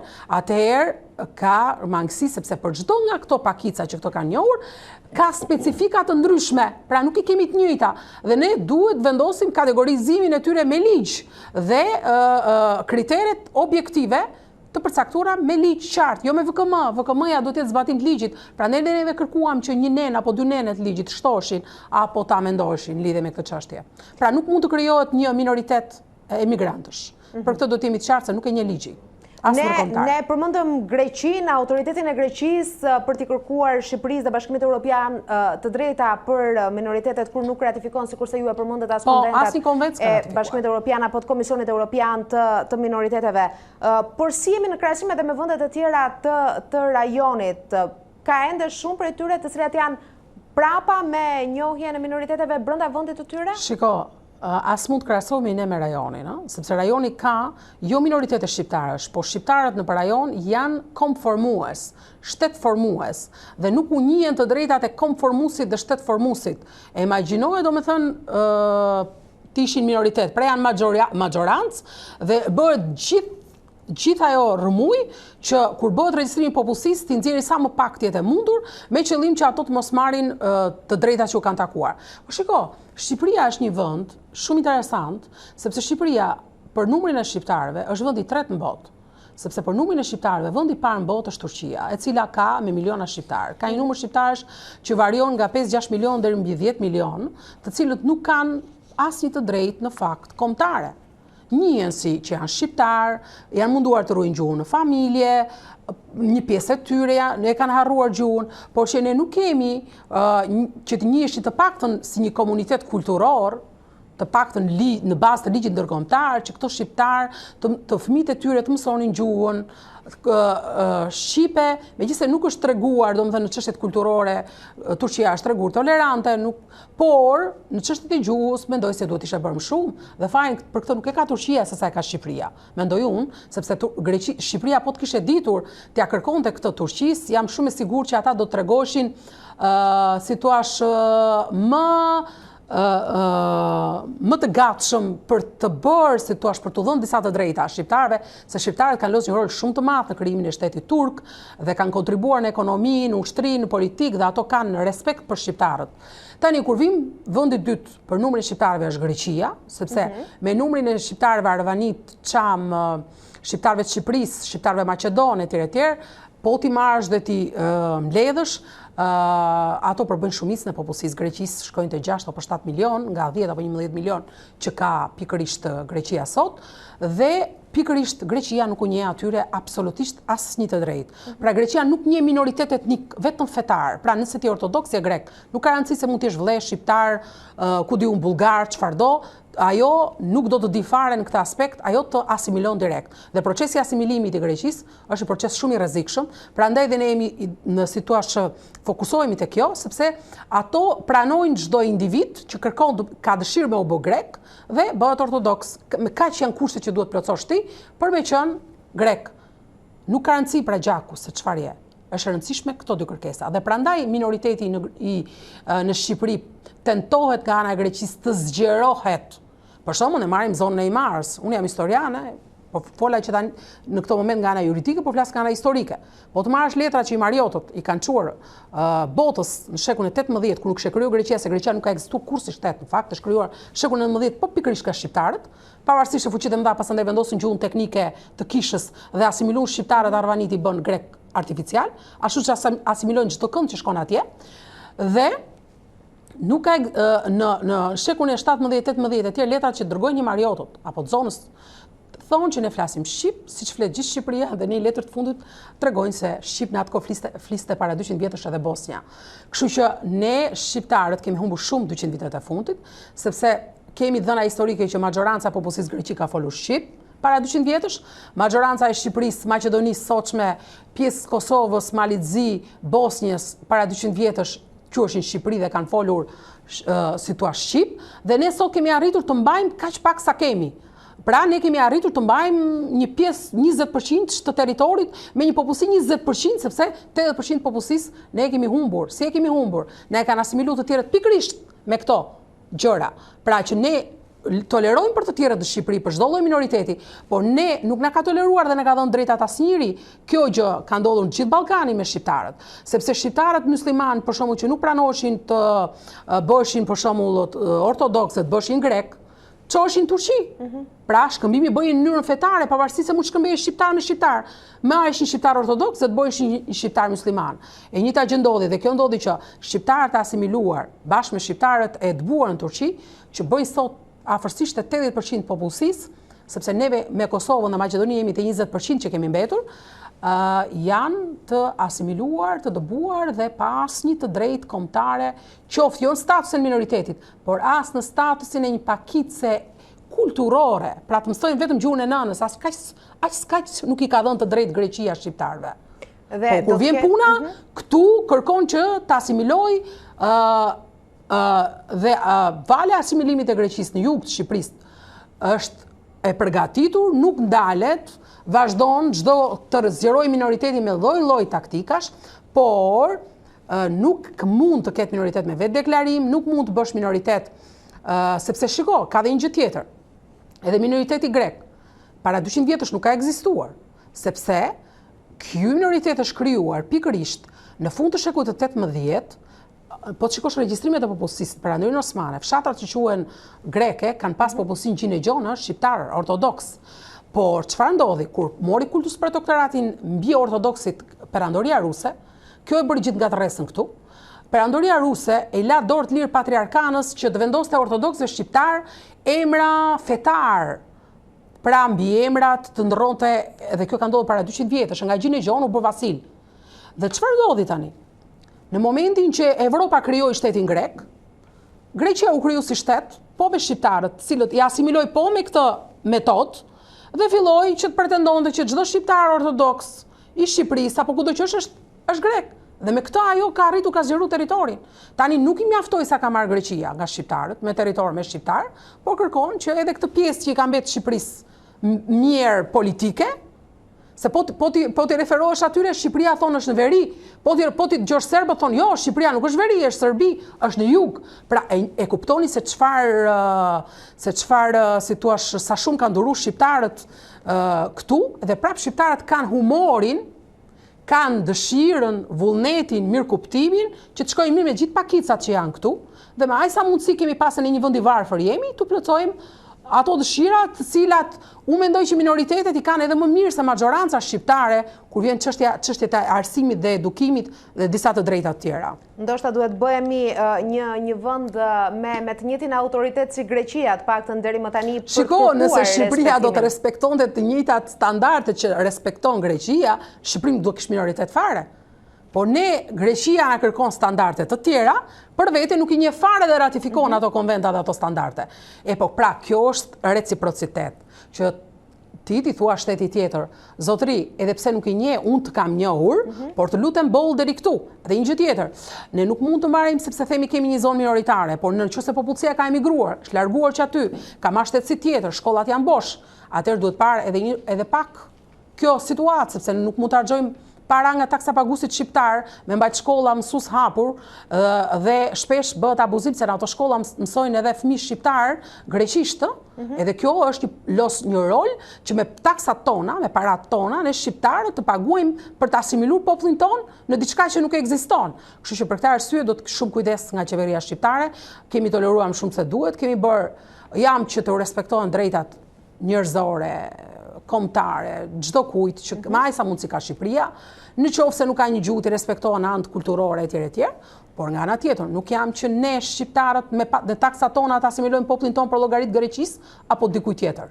Mirë, do të shohim nëse do të keni një tjetër konsultim apo jo, një tjetër tryezë për këtë projekt ligj, për këto ndryshime, shpresoj të ketë qenë një bisedë shtruese, e pse jo ndoshta për t'ju rikthyer edhe një herë diskutimit kur të bëhen edhe ndryshimet e kërkuara nga vetë ju, nga vetë ekspertët. Unë jam e hapur, nëse do qeveria apo ministria do të më kërkojë të paktën mendimin tim si juriste apo si historiane, sepse ka shumë rëndësi fakti historik në përcaktimin e minoritetit, por edhe ana juridike, sepse duhet njohësh ligjin ndërkombëtar.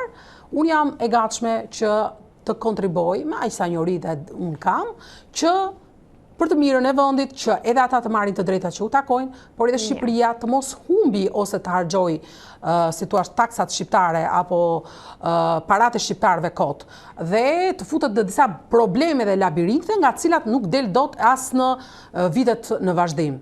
Faleminderit edhe një herë që ishit në Ditarin. Dhe unë ju falenderoj, ju ishte një bisedë shumë e këndshme. Faleminderit.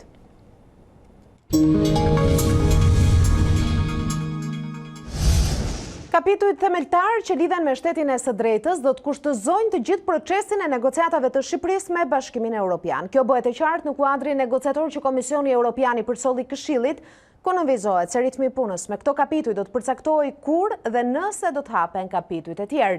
Në dokumentin që aty CNN disponon bëhet e qartë se me kërkesë të komisionit ose vendeve anëtare, procesi mund të pezullohet, ndërsa një kapitull i mbyllur mund të rihapet. Nuk ka një datë kuadri negociator për Shqipërinë që Komisioni Evropian i dërgoi Këshillit. por dokumenti prej 22 faqesh që dyshjenen disponon ka më shumë trajtën e një kontrate, mbi të cilën palët do të bazojnë bisedimet e antarësimit. Konferenca ndërqeveritare do të sigurojë forumin e dialogut politik mbi reformat, do të marrë në konsiderat procesin e përgjithshëm të antarësimit dhe do të përcaktojë një tregues për vitin përpara se cilat grupime e kapituj mund të hapen ose mbyllen potencialisht dhe masat korrigjuese të mundshme. Shtetet anëtare do të kontribuojnë sistematikisht në procesin e pranimit duke përfshirë monitorimin në terren përmes ekspertëve të tyre, përmes kontributeve të drejt për drejta në raportet vjetore dhe përmes ekspertizës sektoriale. 31 kapituj do t'jenë të ndarë në 6 grupime, ku boshti do t'jetë ai i shtetit të së drejtës, sundimit të ligjit dhe luftës kundër krimit, që bëjnë pjesë në grupin e kapitujve themeltar. Negociatat për grupin e kapitujve themeltar do të hapen së pari dhe do të mbyllen të fundit. Miratimi nga Shqipëria i një udhërrëfyesi për kapitujt e sundimit të ligjit do të përbëjë si pikë referimi për grupin themeltar. Progresi me grupin e kapitujve themeltar do të përcaktoj ritmin e përgjithshëm të negociatave dhe do të merret në konsiderat për vendimin e hapjes ose mbylljes së grupimeve apo kapitujve të rinj.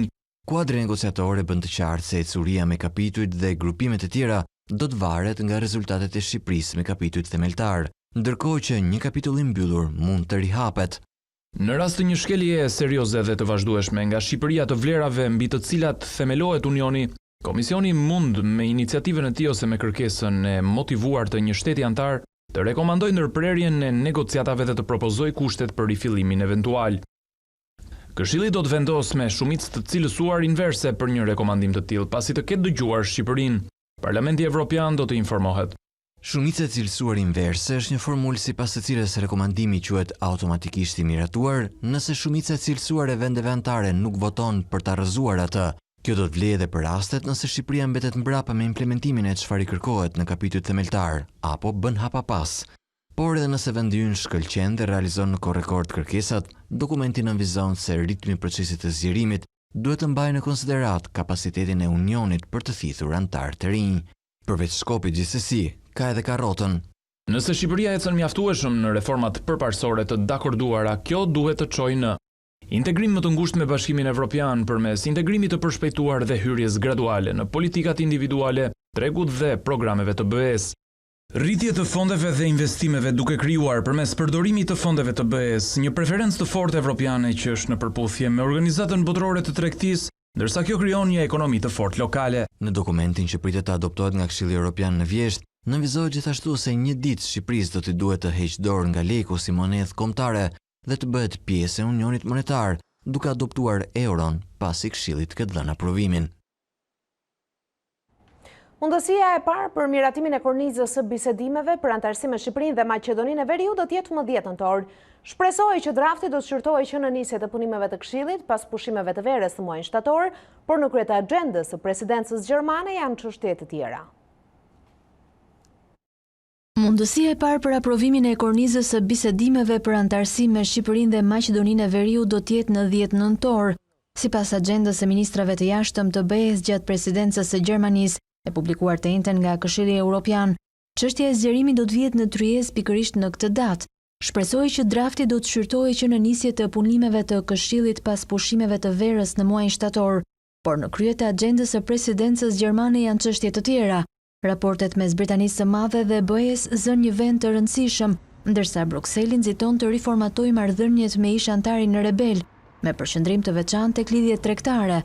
Herët në agjendën e presidencës gjermane është gjithashtu rimëkëmbja ekonomike e eurozonës pas pandemisë së COVID-19-s. Në çdo dalje të saj në publik kohët e fundit, pak ditë më parë edhe në krah të presidentit francez Emmanuel Macron, Kancelaria gjermane Angela Merkel e ka vënë theksin tek nevoja e unitetit mes shteteve anëtare për aprovimin e një fondi prej 750 miliard eurosh për rimëkëmbjen e ekonomive të goditura më rënd. Reformimi i sistemit të emigracionit do të jetë gjithashtu një tjetër prioritet i presidencës gjermane të bllokut, me çështjen që do të vihet në tryezë që në muajin tetor. Partia Demokratike e kërkoi nga socialistët miratimin pa vonesa të reformës zgjedhore sipas draftit të dakordsuar, pikërisht kur në parlament opozita pohonte se nuk do ta votonte atë pa ndryshimin e sistemit. Në foltore zbriti për të përgjigjur vetë kryeministri Rama, që u kërkoi të dyja opozitave të mos e provokonin, ndërsa atyre jashtë sallës u tha se nuk mund të lëshonin urdhra ndaj kuvendit. Demokratët i vendosën një ultimatum mazhorancës për reformën zgjedhore duke kërkuar miratimin e kodit të dakurcuar jashtë kuvendit që nga java e ardhshme. Shqetësimi i selis blu erdhi një ditë pas lajmit të publikuar nga A2 mbi planet e socialistëve për të mbajtur reformën nënshërtar deri pas korrikut, kur të mbyllet nisma për ndryshime kushtetuese opozitës parlamentare. Zbatimi sa më parë i ndryshimeve ligjore do të mundësonte jetësimin e garancive shtesë, përfshirë fillimin nga puna sa më parë të KQZ-s për zbatimin e identifikimit biometrik. Kryetari i Kuvendit të ushtroi përgjegjësinë e tij për të mundësuar përfshirjen e ndryshimeve në kodin zgjedhor në seancën plenare të radhës. Këto fjalë u interpretuan si urdhër nga ana e kryeministrit. Kryetari i Kuvendit, cilit pash se është drejtuar një urdhër nga as më shumë as më pak, po sekretari i përgjithshëm i forcave çlirimtare që janë jashtë parlamentit.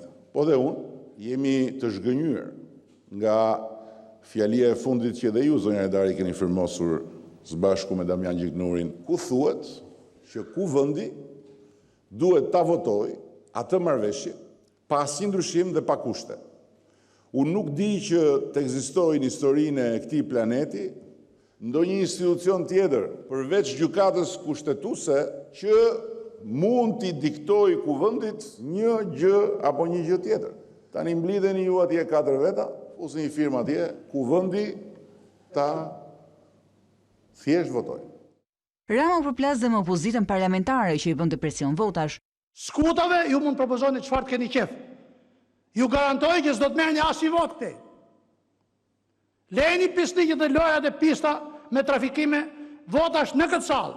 Ne nuk do të kërkojmë rrugën e diversionit, rrugën e aritmetikës, po kemi një krushit dyfisht, edhe me ata dhe me ju, që duhet ta bëjmë për të nxjerrë rezultatin nga salla, për ndryshe ngelemi pa asgjë, nëse ju më thoni, duam listat e hapur, duam heqjen e koalicioneve, edhe që në komisione Partia Demokratike dhe Lulzim Basha mos kenë njerëz, atëherë po më thoni që ta tmerrojmë lulin nga e para dhe që mos kemi mundësi për ta kthyer atë lepurin e madh në formë luani në një mace që është aty, por që nuk është aq agresive sa ta detyrojë të mendojë se nuk hyn zgjedhje.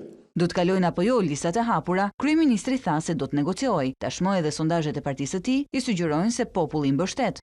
Unë nuk besoj në efektin e tyre çuditbërës, e ndërlikojnë në mënyrë të qëndësishme procesin e administrimit të votës, që në këtë fazë na takon ta bëjmë një diskutim. A arrim apo nuk arrim të merremi vesh? Këtë do e shohim proces. Tentativat e mohuara për të replikuar me kryeministrin, por dhe ankesat ndaj Gremozruçit për dhënie preferenciale të fjalës brenda opozitës bën që Myslim Murrizi të bllokonte foltoren. Seanca u ndërprej 2 herë pas së cilave opozita braktisi sallën. Rrugë të mbarë dhe herë tjetër zbatoni etikën dhe rregulloren e Kuvendit. Ndalemi për publicitet, rikthehemi me njëherë me të tjera zhvillimet të ditës. Rikthehemi me lajmet. Prokurori i përgjithshëm vëren paqartësi dhe mangësi ligjore që vështirësojnë bashkëpunimin mes prokurorit dhe gjyqtarit paraprak në hetimin e çështjeve penale. Ndërsa kreu i SPAK pretendon se njerëzit e strukturës së posaçme nuk përfitojnë pagën e plotë sipas ligjit.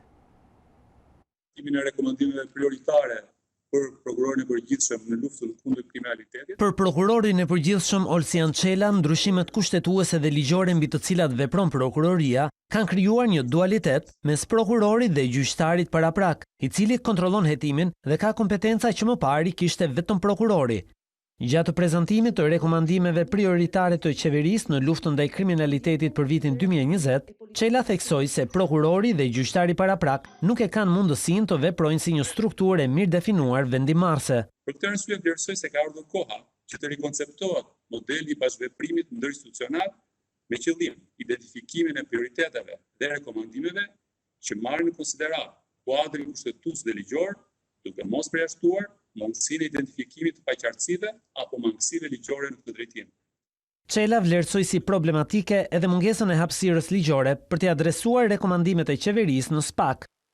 Ekzekutivi duhet të gjejë mekanizmat e duhur për të rregulluar këtë anomali, pasi struktura kompetente për luftën ndaj krimit organizuar dhe korrupsionit është prokuroria e posaçme, e drejtuesi së cilës raporton në kuvend.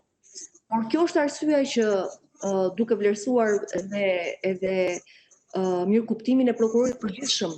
Ne kërkuam që në këtë mbledhje kishte edhe drejtuesi i SPAK-ut zotit Kraja, prokurorit posaçme zotit Kraja. Drejtuesi i SPAK shprehu shqetësim që gjithë stafi i strukturës së posaçme nuk po përfitonte pagën e plot. Një nga elementet e pagës është pagesa për vështirësi pune i përcaktuar në ligj për të gjithë këto punonjës, por që faktikisht nuk ka qenë e saktësuar në ligj se sa duhet jetë kjo pagesë.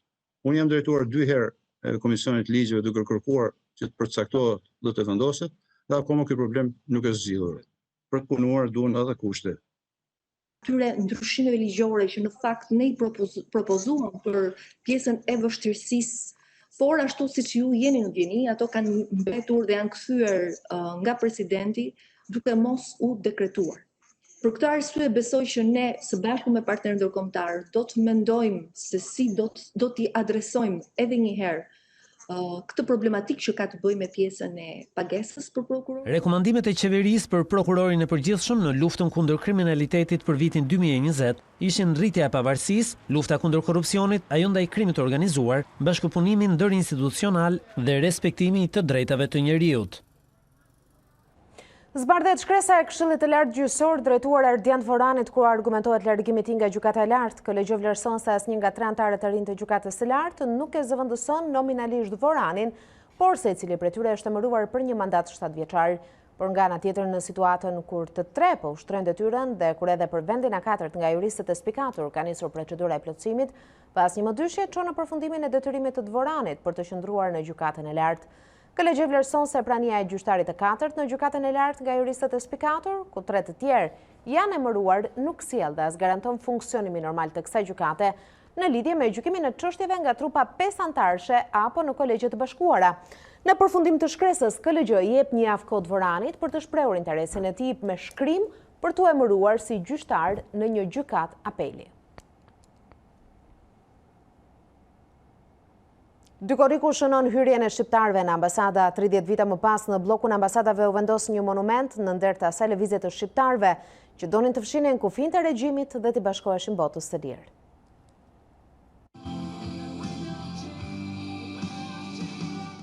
Vite më parë, shqiptarët kërkuan të fshin kufijtë që i mbanin të izoluar me botën. Hyrja dhe qëndrimi në ambasadë për 11 ditë u përkujtua këtë dykorik si momenti kyç i një rebelimi popullor ndaj regjimit komunist. Në nder të kësaj dite, në bllokun e ambasadave u vendos një monument nga Agjencia Kombëtare e Diasporës.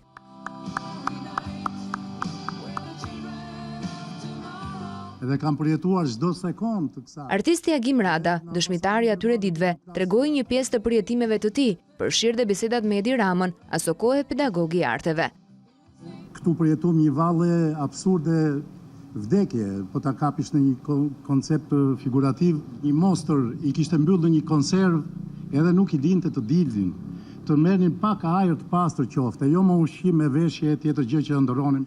Unë shpesh i thoja Edi, dalim jashtë shtetit, qeshte, sepse unë e quja sikur isha jashtë shtetit kur shëtisja këtu.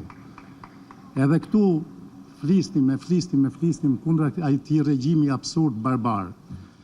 Ngjarjet e korrikut 90. Ambasadori gjerman Peter Zingraf e nisi fjalën e tij në shqip, duke folur për rreth 5000 shqiptarët që u dyndën në të vetmet godina që përfaqësonin ëndrrën perëndimore, duke kërkuar që askush të mos ketë frikë nga përballja me të shkuarën. Të merresh me të shkuarën mund të jetë e vështirë, por unë mendoj se është e shëndetshme dhe jep mundësi shoqërisë të marrë vendime më të mira për të ardhmen.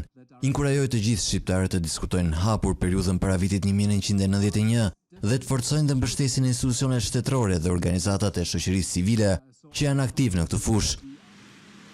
Ministri i Shtetit për Diasporën dhe kryetari i Bashkisë së Tiranës Erion Veliaj thanë se shqiptarët që u larguan nga ambasadat ishin të parët që hapën derën e negociatave me Europën e lirë. Jemi sot për të përkujtuar një rrugtim që filloi nga dera e vogël e ambasadave me shpresën për të përfunduar në destinacionin kombëtar të shqiptarëve në Bashkimin Evropian. Edhe pavarësisht se për shumë tjerë ishte dalja, për ne futja në ambasadë, pra në pak metra katror, prodhonte më shumë liri se 28.000 kilometrat katror. Veçse, 3 dekada më pas, pavarësisht shtektimit të shqiptarëve të parë, vendi ju ende pret me syt nga Bashkimi Evropian.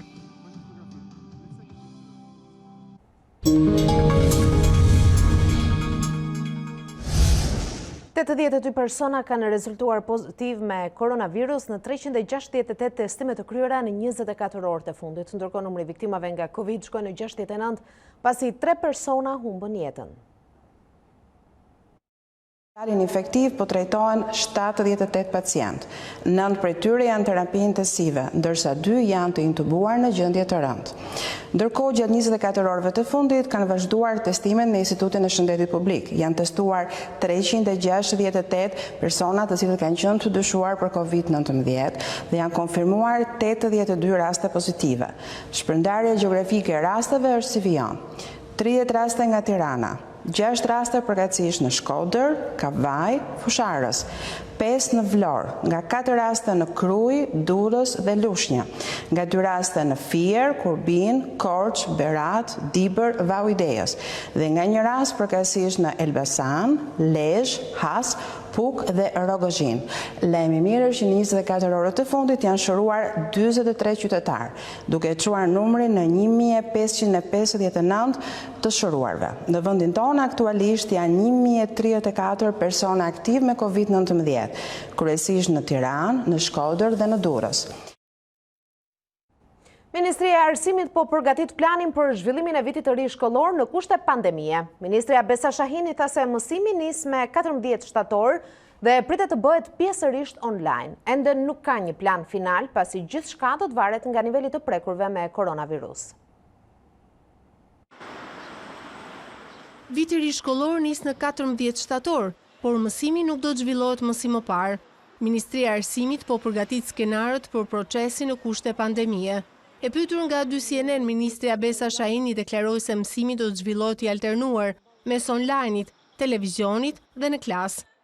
Viti ri shkollor fillon me 14 shtator, sipas planifikimeve që kemi tani në fuqi. Nuk dihet ende gjithçka lidhje me këtë virus, por disa gjëra po duken që janë si trende që po zhvillohen. Njëra është që fëmijët e vegjël nuk afektohen shumë, edhe e dyta që ata nuk janë edhe transmetues të mëdhaj të virusit. Do përpiqemi që gjithçka që duhet të bëhet në shkollë të bëhet me orare specifike dhe çfarëdo mësimi që mund të kryhet edhe në kushte shtëpie të zhvillohet në kushte shtëpie. Dhe kjo është arsyeja pse edhe kanali RTS shkolla jo vetëm po përgatitet, po edhe po përsoset. Edhe provimet në universitetet do të zhvillohen duke respektuar distancimin fizik, ashtu si në provimet të maturës shtetërore, ndërsa për leksionet edhe fakultetet duhet të alternojnë mësimin online me atë në auditor. Për shkak të pandemisë nga COVID-19, Ministria ka vendosur që këtë vit të mos rritet nota mesatare për dek të mësuesisë dhe të gjuhëve të huaja. Si vjet do duhet të shkonte në 8 për gjitha programet që çojnë në mësuesi. E kemi pezulluar për një vit prapë për shkak të pandemisë, pra do të futet në funksion, do të zbatohet në vitin tjetër akademik, pra në vitin 2021. Tani prap nota mesatare për degët që çojnë në mësuesi është 7.5 dhe për degët e tjera që janë të gjuhëve të huaja është zbritur në 7. Besa Shahini sqaroi se dhënia e librave falas dhe në përdorim për arsimin 9 vjeçar këtë vit do të shtrihet edhe në klasat e 6 dhe të 7. Ndërkohë, ministria ka komunikuar se zgjedhjet për drejtuesit e rinj në universitete do të mbahen në 30 korrik, ndërsa kërkoi nga rektori i Universitetit të Tiranës dhe dekani i Fakultetit të Ekonomisë të zgjidhin sa më parë problemin e firmosjes së diplomave për 350 diplomuarit e degëve të ekonomisë.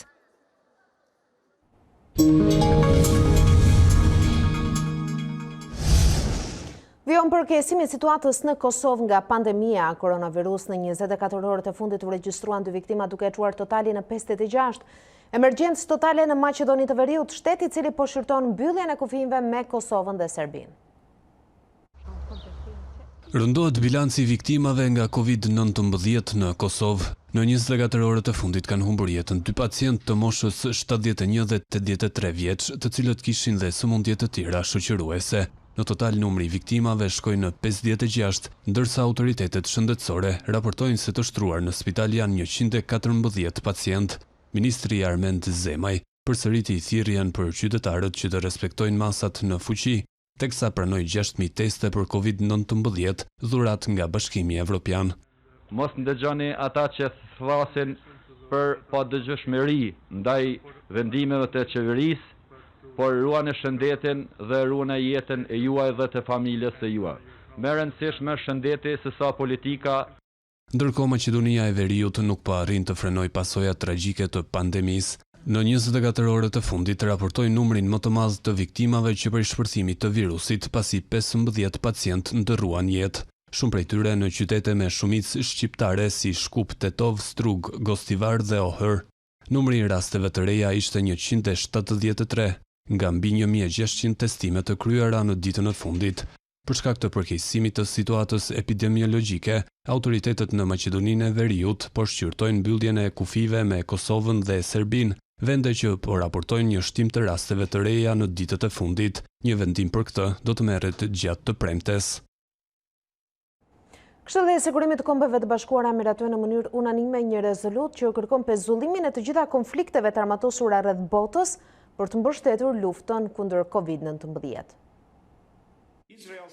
100 ditë pasi sekretari i përgjithshëm i Kombeve të Bashkuara Antonio Gutierrez bëri thirrje për armëpushim global për të mbështetur luftën kundër koronavirusit, Këshilli i Sigurimit të OKB-s tejkaloi dallimet, duke miratuar në mënyrë unanime një rezolut që mbështet paqen.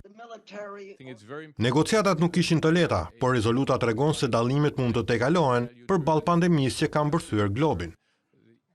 Rezoluta e hartuar nga Franca dhe Tunizia u bën thirrje të gjitha palëve të përfshira në konfliktet armatosura rreth botës të pranojnë një armëpushim të qëndrueshëm humanitar për të paktën 90 ditë, në mënyrë që të mundësohen ndihmat për të përballuar pandeminë.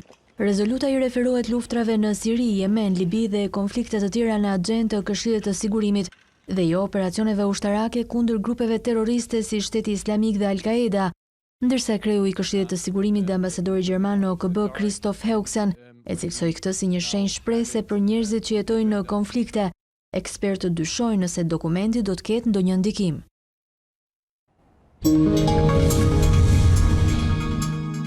Dhe ne kemi ardhur këtu në fund të kësaj hapësire informative, si gjithnjë kujtuese për zhvillimet e ditës. Mund të na ndiqni në çdo kohë në faqen tonë zyrtare në internet @dcn.com, sikurse mund të informoheni edhe përmes rrjeteve tona sociale. Faleminderit për vëmendjen tuaj. Bashkë mirupafshim.